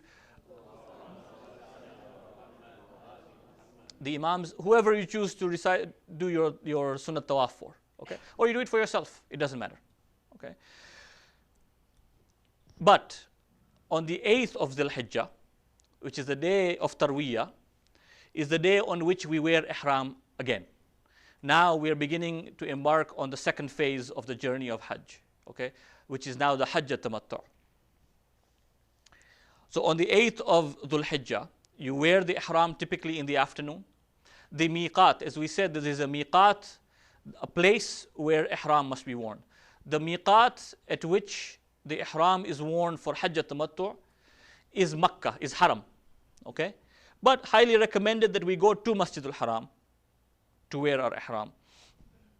Again, what that means is that in the hotel, you put your 2 pieces of cloth on, in the case of men. You can typically, by the way, get it washed after your Umrah Tamattu, so you can use the same ihram again. Right? There are laundromats everywhere, or dry cleaners everywhere. So you wear your 2 pieces of cloth and you go to the Haram. and you recite 2 rakat namaz behind maqam of Ibrahim alayhi salam, and you do your niyyah. Right? So again, just very quickly, the garments, the niyyah, and the talbiyah are the 3 important characteristics or requirements of ihram. You say now as your niyyah, I'm wearing ihram for Hajjatul Islam wajib qurbatan ilallah. Okay? And as soon as you do that, you're supposed to recite your talbiyah, just as you did when you wore your ihram for Umrah Tamattu. Labbaik Allahumma labbaik, labbaik la sharika laka labbaik. Innal hamda wa ni'mata laka wal mulk, la sharika laka labbaik. As soon as you do this, again, those 25 things that we've just talked about, that were haram on you when you performed Umrah Tamattu, now are again haram on you. Okay? So, wearing those 2 pieces of cloth, when you leave the hotel, you can look in the mirror if you want to, one last time, before you leave the hotel, before you go to the haram. Okay? Because at that time, the muharramat are not upon you just yet. Once you do your niyyah and you recite your talbiyah, now you're in the state of ihram, and those you are now a muhrim, and those 25 things are haram on you. Next, so on the 8th of Zul Hijjah, we will wear our ihram in the haram and head back to the hotels, and we'll await the buses leaving for Arafah. Okay? Because now the main journey is about to begin.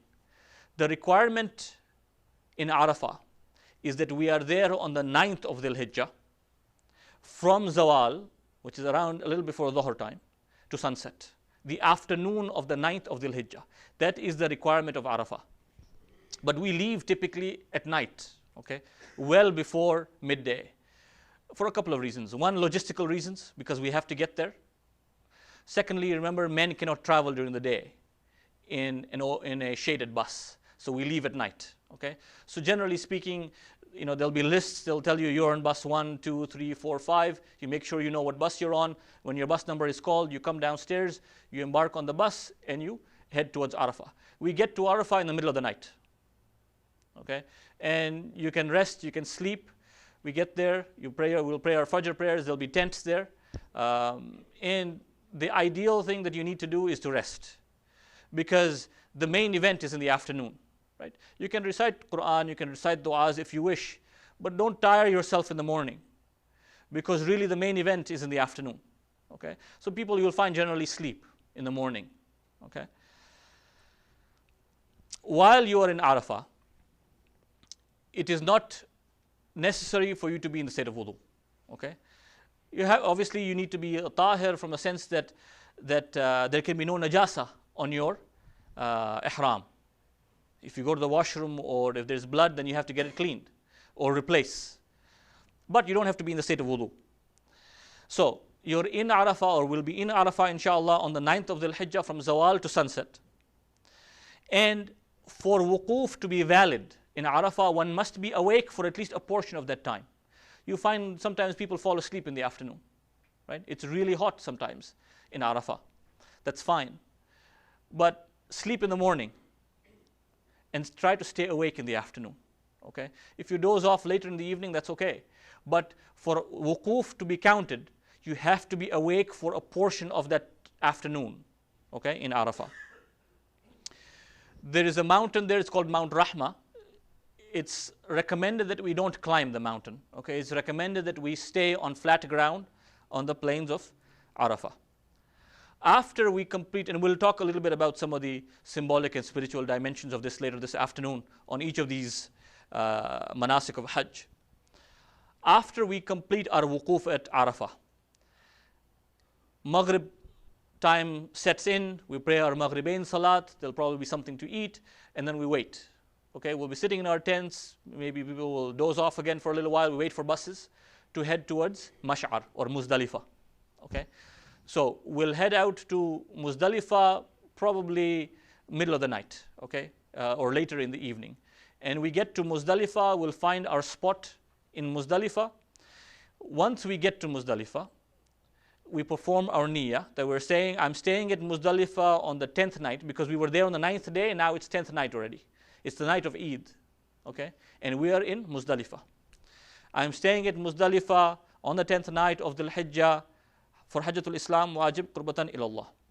Okay? Don't need to be in the state of wudu while you're there. We have to be in Muzdalifah for a portion of the night. Okay? And we get there typically by midnight, and we're there till Fajr time. For men, we are required to stay in Muzdalifah until sunrise. Okay? So we are there. For those who are going for their own qurbani or slaughtering of the animal, then we will probably walk a little bit towards Mina and wait at the boundary before we enter into Mina at sunrise. But the requirement is to stay in Muzdalifah until sunrise. For women, children, elderly, they are permitted to head out early. They need to stay a portion of the night in Muzdalifah, and we generally try to arrange buses to head into Mina early. Okay? And there are some volunteers who accompany this group of ladies, elderly, children to Mina. And that's an exception. Okay? In Muzdalifah is where we pick our 70 pebbles. Okay? And there is in the Risala, if you read the Risala, there is actually a description of the pebbles. Very difficult to pick pebbles that are colored, dotted, soft. Even with a flashlight, it's practically impossible. Okay, but you try as best you can to pick 70 pebbles that meet the description as close to it as possible. Okay, you don't pick boulders, you pick pebbles, right? These 70 pebbles we shall use for Rami when we get to Mina. So now, it's the day of Eid, right? The ladies have reached Mina. The men at sunrise will walk into Mina and we'll go to our tents, okay? You drop off your knapsack, your bag into the tent, and you'll be told, let's go. We're going for Rami, which is the hitting of the shaitan, right? The one shaitan on that Eid day, okay? So we'll walk towards Rami, and when we get there, you will find that everybody is hitting only one Jamarat on that day, the third one. So again, I say this all the time. If you're hitting the first or the second and there's no rush, you're hitting the wrong one, right? You have to hit the one where there is a crazy amount of people on that first day, which is only the third one. The performing of Rami, Tahara, is recommended but not required. Okay, if you're in the state of wudu, it's recommended but not required. So on the day of Eid, typically you take 10 pebbles. Even though you have to hit 7, you take 10. Okay, you always take extra in case you drop one or one doesn't hit the mark. Okay, so you take your 10 pebbles, 12 pebbles, whatever it is that you're comfortable taking. In a small bag, you'll have a pouch that is for pebbles. You take them with you and you go towards the Jamratul Aqaba, right, which is the largest shaitan. And you need to throw 7 pebbles, one after the other, towards the shaitan. And it's necessary that your pebble hits the shaitan and you see it hit the shaitan. Okay?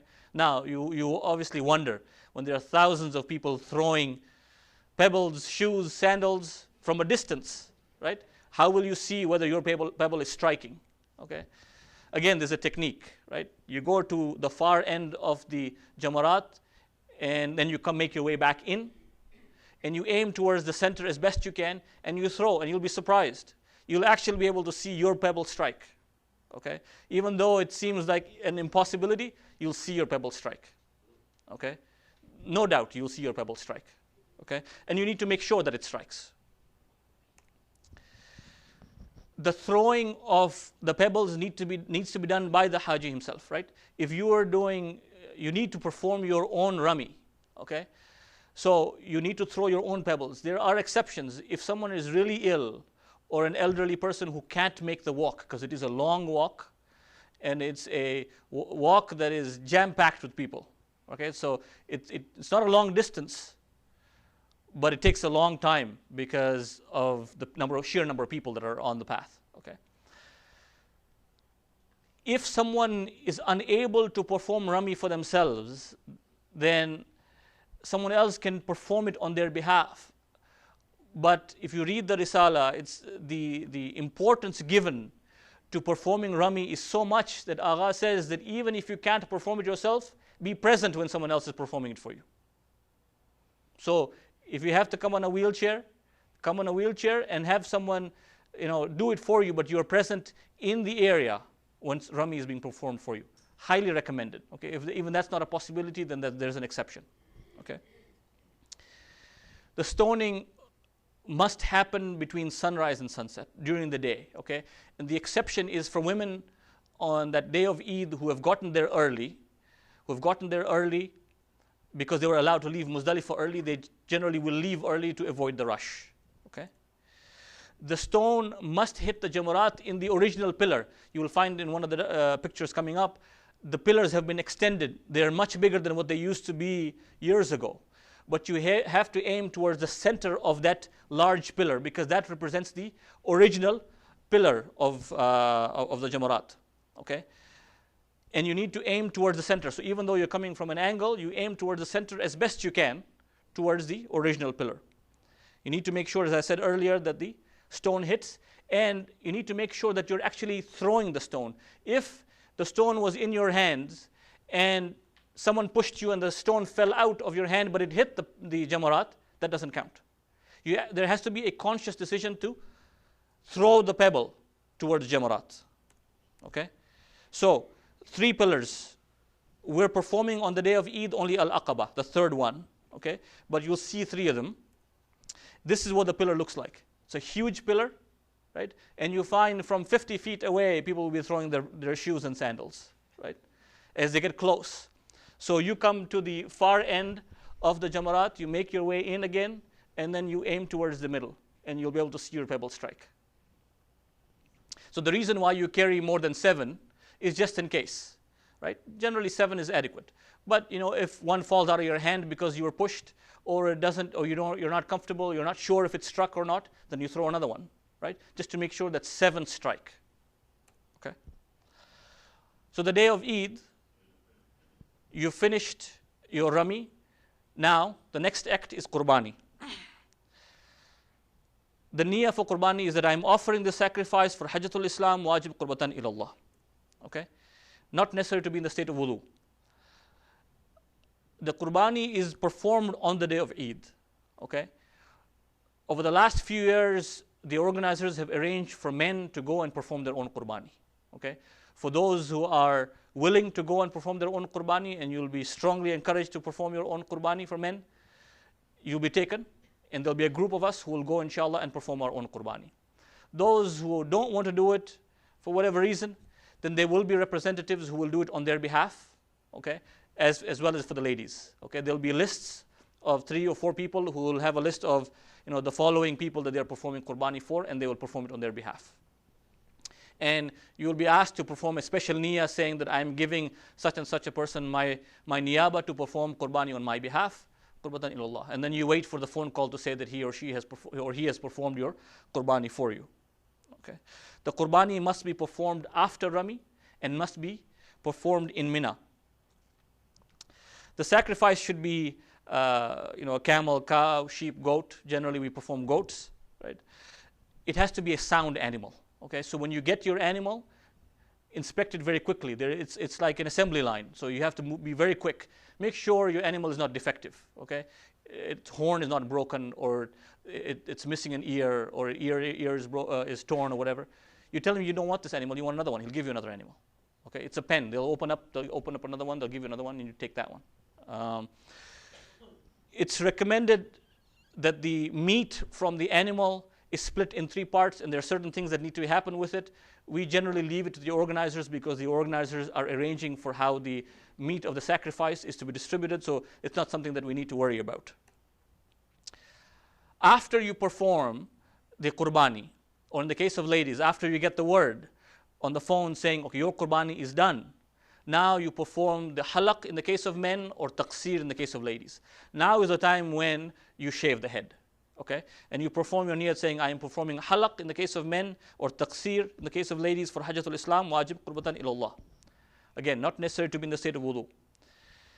Halaq is performed on the day of Eid after Qurbani is completed, right? So you can't do your taqseer until you get word that your representative has completed your Qurbani at the abattoir, right? The halaq must be performed in Mina. You'll find barbers sitting right outside the abattoir willing to do your halaq. You can't do your halaq there. You have to go back into Mina to perform your halaq.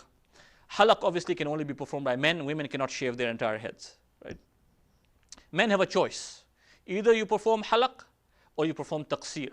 Highly recommended for first-timers to perform halaq, to shave your entire head. And there are instances where razors will come out if you haven't shaved your head. So I would strongly urge you to make sure you do halaq, otherwise you will be halaqed anyway. At this point, 22 restrictions are lifted. Okay, 3 restrictions are still left. Okay, after halaq is performed, intimacy with one's spouse is a restriction that is still there. Use of perfume is a restriction that's still there, and hunting is still there. The clothes of ihram come off. Those 2 pieces of cloth that you are wearing for those 2 days can come off. You are now into regular clothes. You can wear your shirt and pants. You can wear whatever you want. The only 3 restrictions are these 3. Okay? Now, the next thing is you have to perform tawaf again, 2 rakat namaz, and sa'i back in Makkah. You were in Mina. Okay? And this is the 10th day. So you have a choice. You either do it on the 11th night, the 11th day, or the 12th night. Okay? There are choices, and there will be groups formed automatically, spontaneously, that will say who is going when, and you join the group, and you go and you get your tawaf and sa'i done. Okay? The niyyah is there. You will see it when you get the slides, the 2 rakat namaz, the sa'i. These acts, as I said, need to be performed on the 11th night, 11th day, or 12th night of Dhul Hijjah. They must be performed after halaq or taqseer.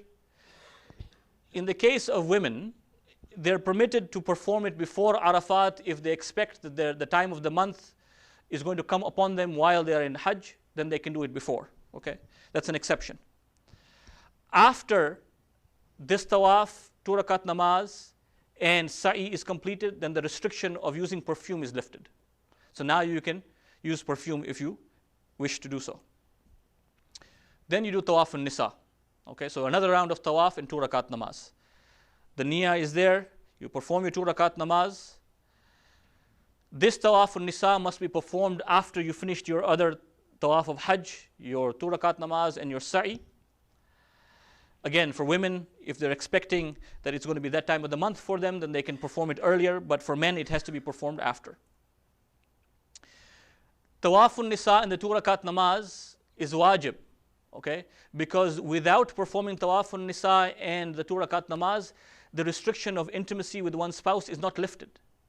And this doesn't matter whether you are doing it niyabatan as well. I mean, if you're doing it niyabatan for someone who's passed away, you can't say that, well, he doesn't need it or she doesn't need it. No, because that restriction is on you. Okay? You are not allowed to have any intimacy with your spouse until tawaf al-nisa is completed and the 2 rakat namaz is recited. Okay? So regardless of how old you are or the fact that you're doing it niyabatan for someone else, it doesn't matter. The tawaf al-nisa and the 2 rakat namaz must be performed. When you perform tawaf al-nisa and the 2 rakat namaz, then the restriction of intimacy with one's spouse is also lifted. The only thing that's left now is hunting, which generally doesn't apply to us, but that's the only restriction that's left, and that's just automatically lifted on the 13th of Dhul Hijjah. So a couple more slides. In Mina, we are staying there on the 11th night and the 12th night, or potentially the 13th night, depending on the circumstances, for a portion of the night, for half the night. You either stay for the first half of the night or the second half of the night. So either you stay from Maghrib time to midnight on the 11th, and you head out after midnight to do your tawaf and your sa'i and so on and so forth, or you stay for the second half of the night, or you can stay for the entire night. But the requirement is that at least for half the night, you are in Mina. On the 12th of Dhul Hijjah, you can leave after Dhuhr prayers. If you are stuck in Mina until Maghrib time on the 12th of Dhul Hijjah, then you are obligated to stay one more night, the 13th night. Okay, but generally that doesn't happen. We generally make our way out by Dhuhr time of the 12th of Dhul Hijjah. But on the 11th day and the 12th day, we go back to do Rami, stoning of the shaitan. This time we do all three of them on those 2 days. The small one, the middle one, and the bigger one. This is why you need 7, 7, 7, 21, and the next day you need another 21, which is 42. The first day you needed 7, which is 49. You're left with 21 pebbles. The 21 pebbles that you're left with is in the event that you need it on the 13th, you have the 21 pebbles, okay? Which generally we don't need. But, so generally if someone loses their pebbles and it happens, you can share a few pebbles of yours with them because technically you have 21 extra pebbles, okay? Or as an advice, you can sell them too. The stoning must be performed during the day, okay, between sunrise and sunset. It can't be performed in the evening unless it's a really exception and you can't make it in the rush, then it's permitted. But generally speaking, it has to be performed during the day. Okay, so just a quick recap. There are 13 rituals of Hajj, and we'll recover or we'll go over some of this this afternoon again as well. I want to open up the floor for questions. But some just masail on when we're in Hajj, okay, or when we're in Makkah and Medina. Generally, when we're traveling in any destination, if we're traveling for less than 10 days, we're supposed to recite qasr prayers, okay? 2 rakat for all the 4 rakat prayers, right? But there's an exception. In the cities of Makkah and Medina, right?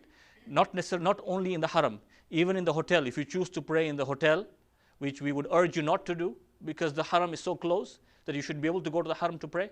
Even if you're in the hotel that's considered to be part of Makkah and Medina, you can pray full, okay? So your Dhuhr, Asr, and your Isha prayers, you pray 4 rakats. Salatul Jama'ah, right? Because from the Ahl Tashayyu' perspective, we do not accept the adala of the Imam leading the prayers of Salatul Jama'ah and don't accept the qualifications. We cannot recite Salatul Jama'ah as Jama'ah behind them, okay? So we recite our prayers with them. It's part of unity with the Muslim Ummah, right? But you recite with the niyyah of Furada, and you recite your prayers on your own, okay? Now, the other problem is that amongst the Ahl Sunnah, they don't recite a second surah, complete second surah, as their second surah. So they recite a passage. Now, depending on what passage is being recited, sometimes you may be able to recite with the reciter or with the Imam, or you may not. So if you are unable to recite with the Imam, you just do dhikr, right? You finish your second surah and you do dhikr until he goes into ruku, okay? Timing of salat. Again, there's a difference between Maghrib times that we accept and the timing of the Ahl Sunnah. They start Maghrib a little before we do. Generally speaking, if after the adhan of Maghrib, right, there's some sunnat namaz that are recited generally, so there's a gap before Maghrib's namaz actually begins. If there is a 15-minute window between adhan and the Maghrib prayers, we're okay. You can recite Maghrib prayers with them.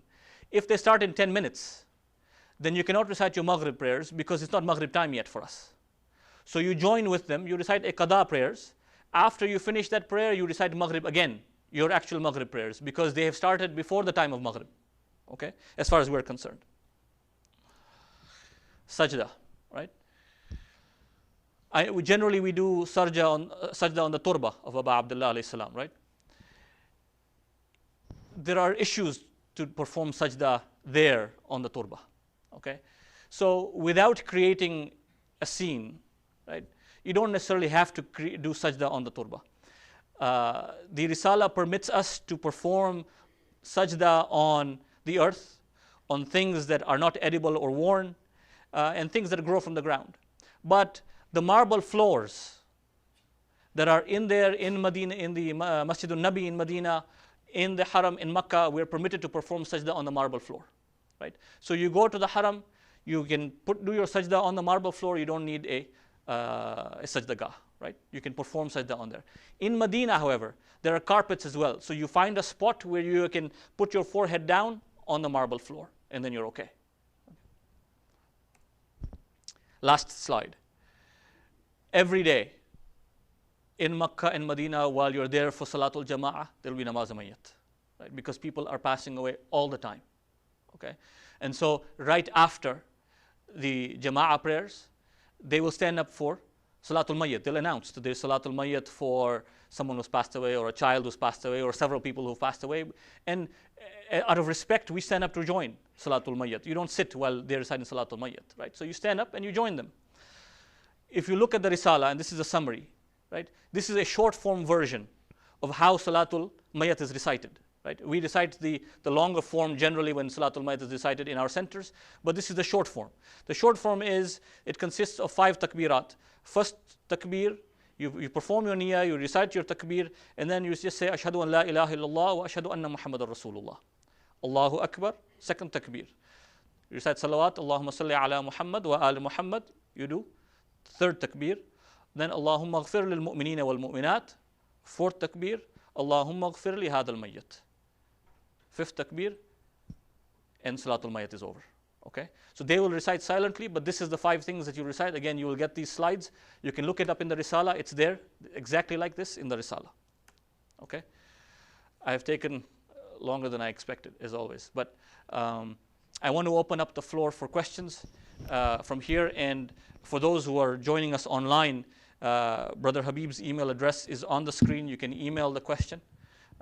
We'll probably answer questions for 10 minutes or so, and then we can stop for Salat, and then we can probably address any questions that come after very quickly in the second session. I'll try to compress the second session because a lot of the rituals have already been covered. Let's just add one loud salawat for Akil, please.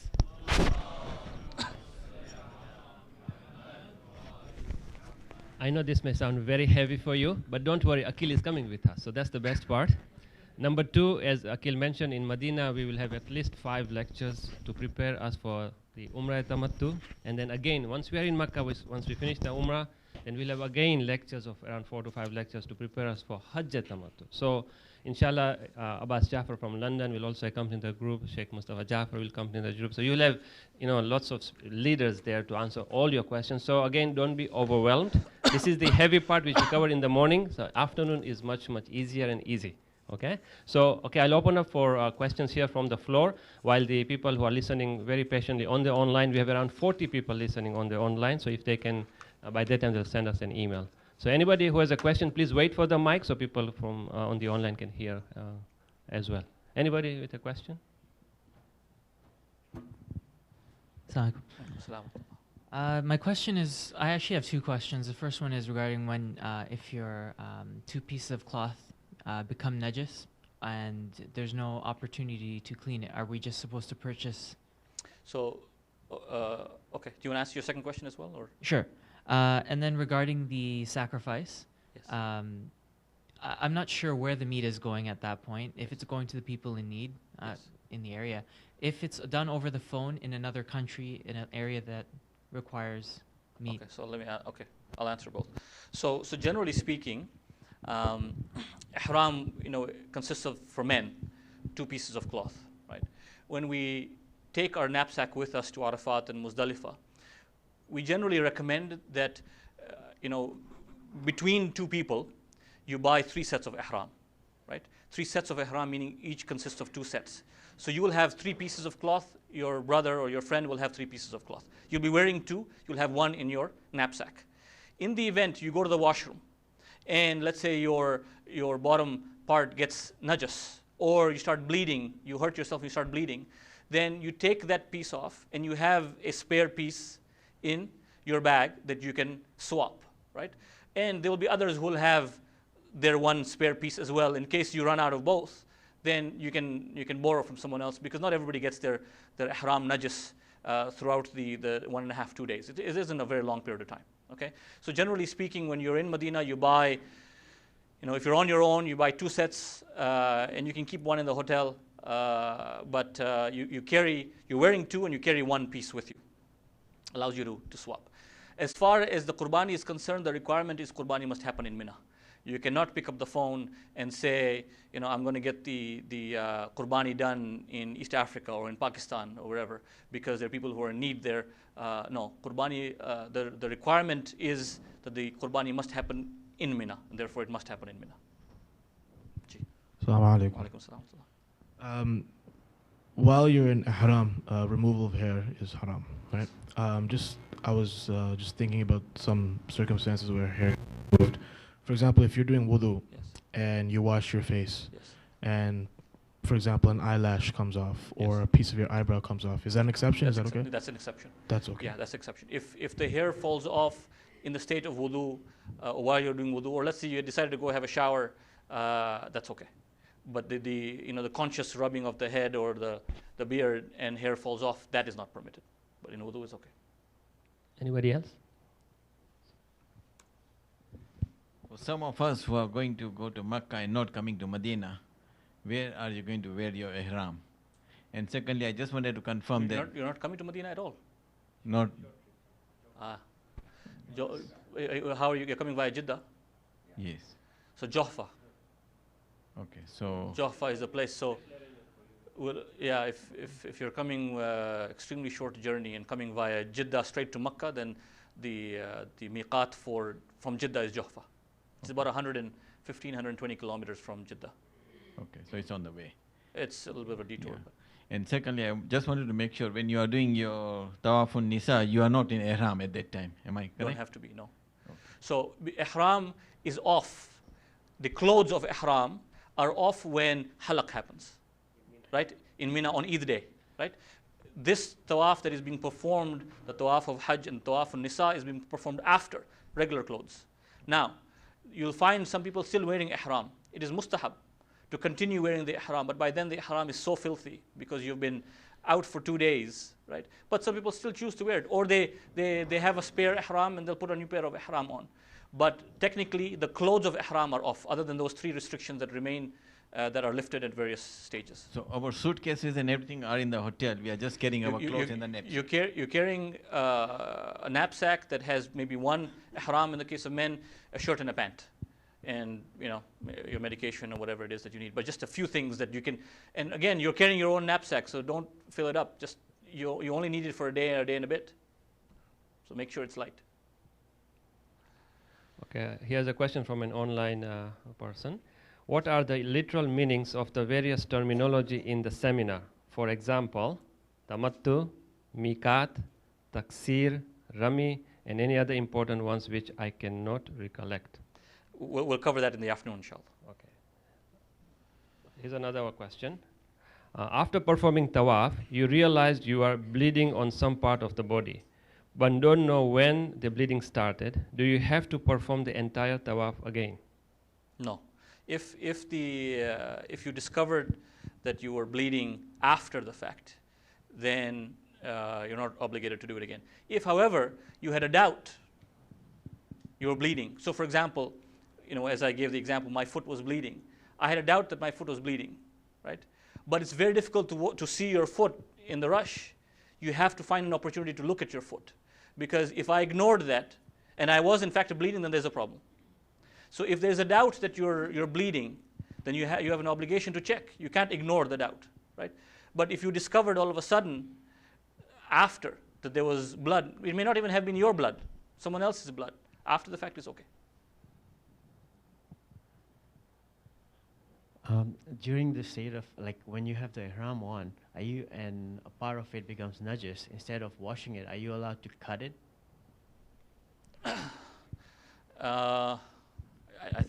That's a question I haven't heard before, but I don't see a problem why you wouldn't be able to cut it off. But I don't think you'll be carrying scissors with you, though. Somebody else can cut it. Yeah. Any other question? So one other point that I want to make about the concern that men have about the ihram getting najis when you go to the washroom, right? Because the washrooms there aren't the cleanest, right? The Eastern style washrooms are probably better than the Western style washrooms. But what people generally do is, because you're wearing 2 pieces, right? You either take your top piece and you hang it on the door so that you're only managing 1 piece, or you give it to someone who's outside waiting for you and just say, can you hang on to my top piece?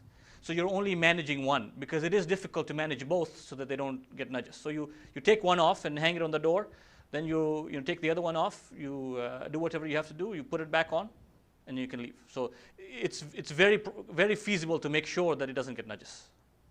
Yes, Yeah, sorry. correct me if I'm wrong. You mentioned that the feet should not be covered. The feet should not be covered, yes. What about shoes? So for men, the feet cannot be covered. Okay, what do you wear for shoes? Slippers. Slippers. Yeah. Okay. So the top part of the feet has to be open. It cannot be covered. Women, there's no problem. But for men, no socks, no shoes. It has to be feet. Feet has to be open. This is summertime. If you want to get some comfortable slippers, you can visit the stores in Toronto, get the slippers. Otherwise, there are slippers available in Medina as well, which you can buy. The important thing is your feet have to be, most part of the feet has to be open. Is there a Safa Marwa after Tawaf Nisa? No. Just out in Hajj Tamattu, there's only one Safa Marwa. Assalamu alaikum. Two quick questions. First of all, on the 11th and 12th, do we stay in Mina or do we stay in Makkah and then just shuttle back and forth? The obligation to stay in Mina is for a portion of the night, for half the night. So you can actually spend the day in Makkah, there's no problem. And generally what happens is, if you choose, for example, on Eid day, you sleep that 11th night from Maghrib to midnight. And you're courageous enough to say, I'm not tired, I'm going to go right after midnight to do my tawaf. So you leave the tents of Mina after midnight. You've stayed that first half of the night, which is your obligation. You go, you do your tawaf, your 2 rakat namaz, your sa'i, you can finish your tawaf on Nisa if you wish. You come back, you stay in the hotel, no problem. You have to come back before sunset for Rami. Right? You could have spent the entire day in Makkah, no problem. But you need to be back in Mina to do your Rami and then spend the half of the night, the next night, the 12th night in Mina. Okay. And the second question is, in case any of the 25 things that are not allowed in State of Ihram happen, you said there's a kafara for that, correct? Yeah, it depends on which one it is. It varies from penalty to penalty.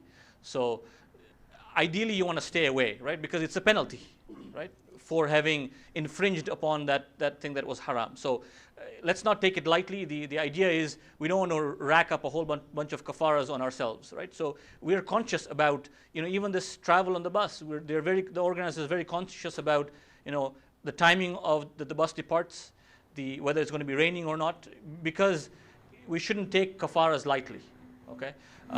So depending on the nature of the infringement, the books of Masail have what the kafara is for that particular instance. In some instances there isn't anything, but you can ask someone and they'll tell you what it is. And you don't have to fulfill the kafara right there and then. You can come back home. Let's say you have to sacrifice a sheep or a goat. You can come home and say, well, ask someone to back home or in East Africa or Pakistan, wherever it is, to say you want to complete a kafara. So is it recommended to do some just in case? Like, can you do that just in case something happened without your knowing?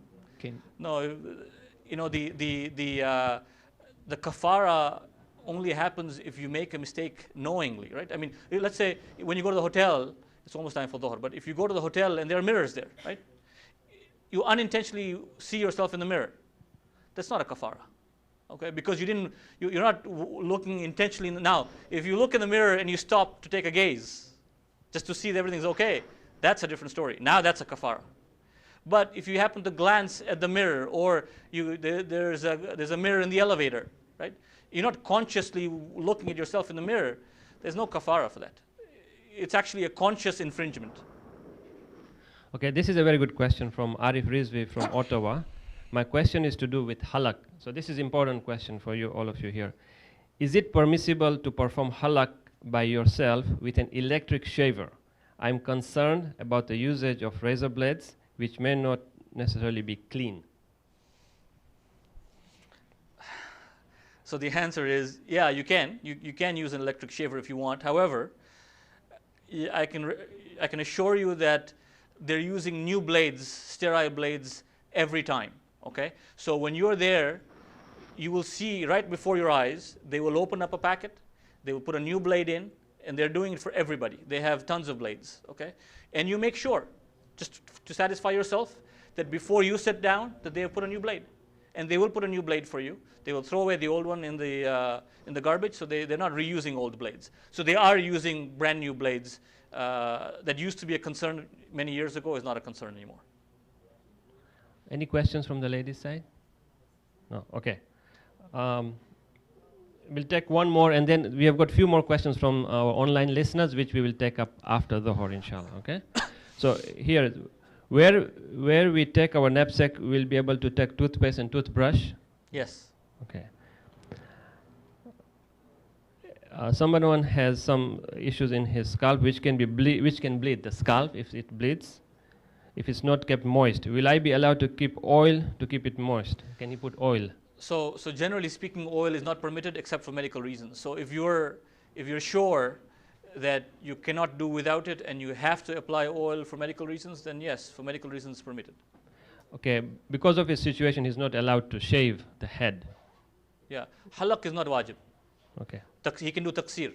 Right? Okay. So if you because of the nature of your scalp, you can't do halaq, then you can do taqsir of hair of your head or beard or mustache.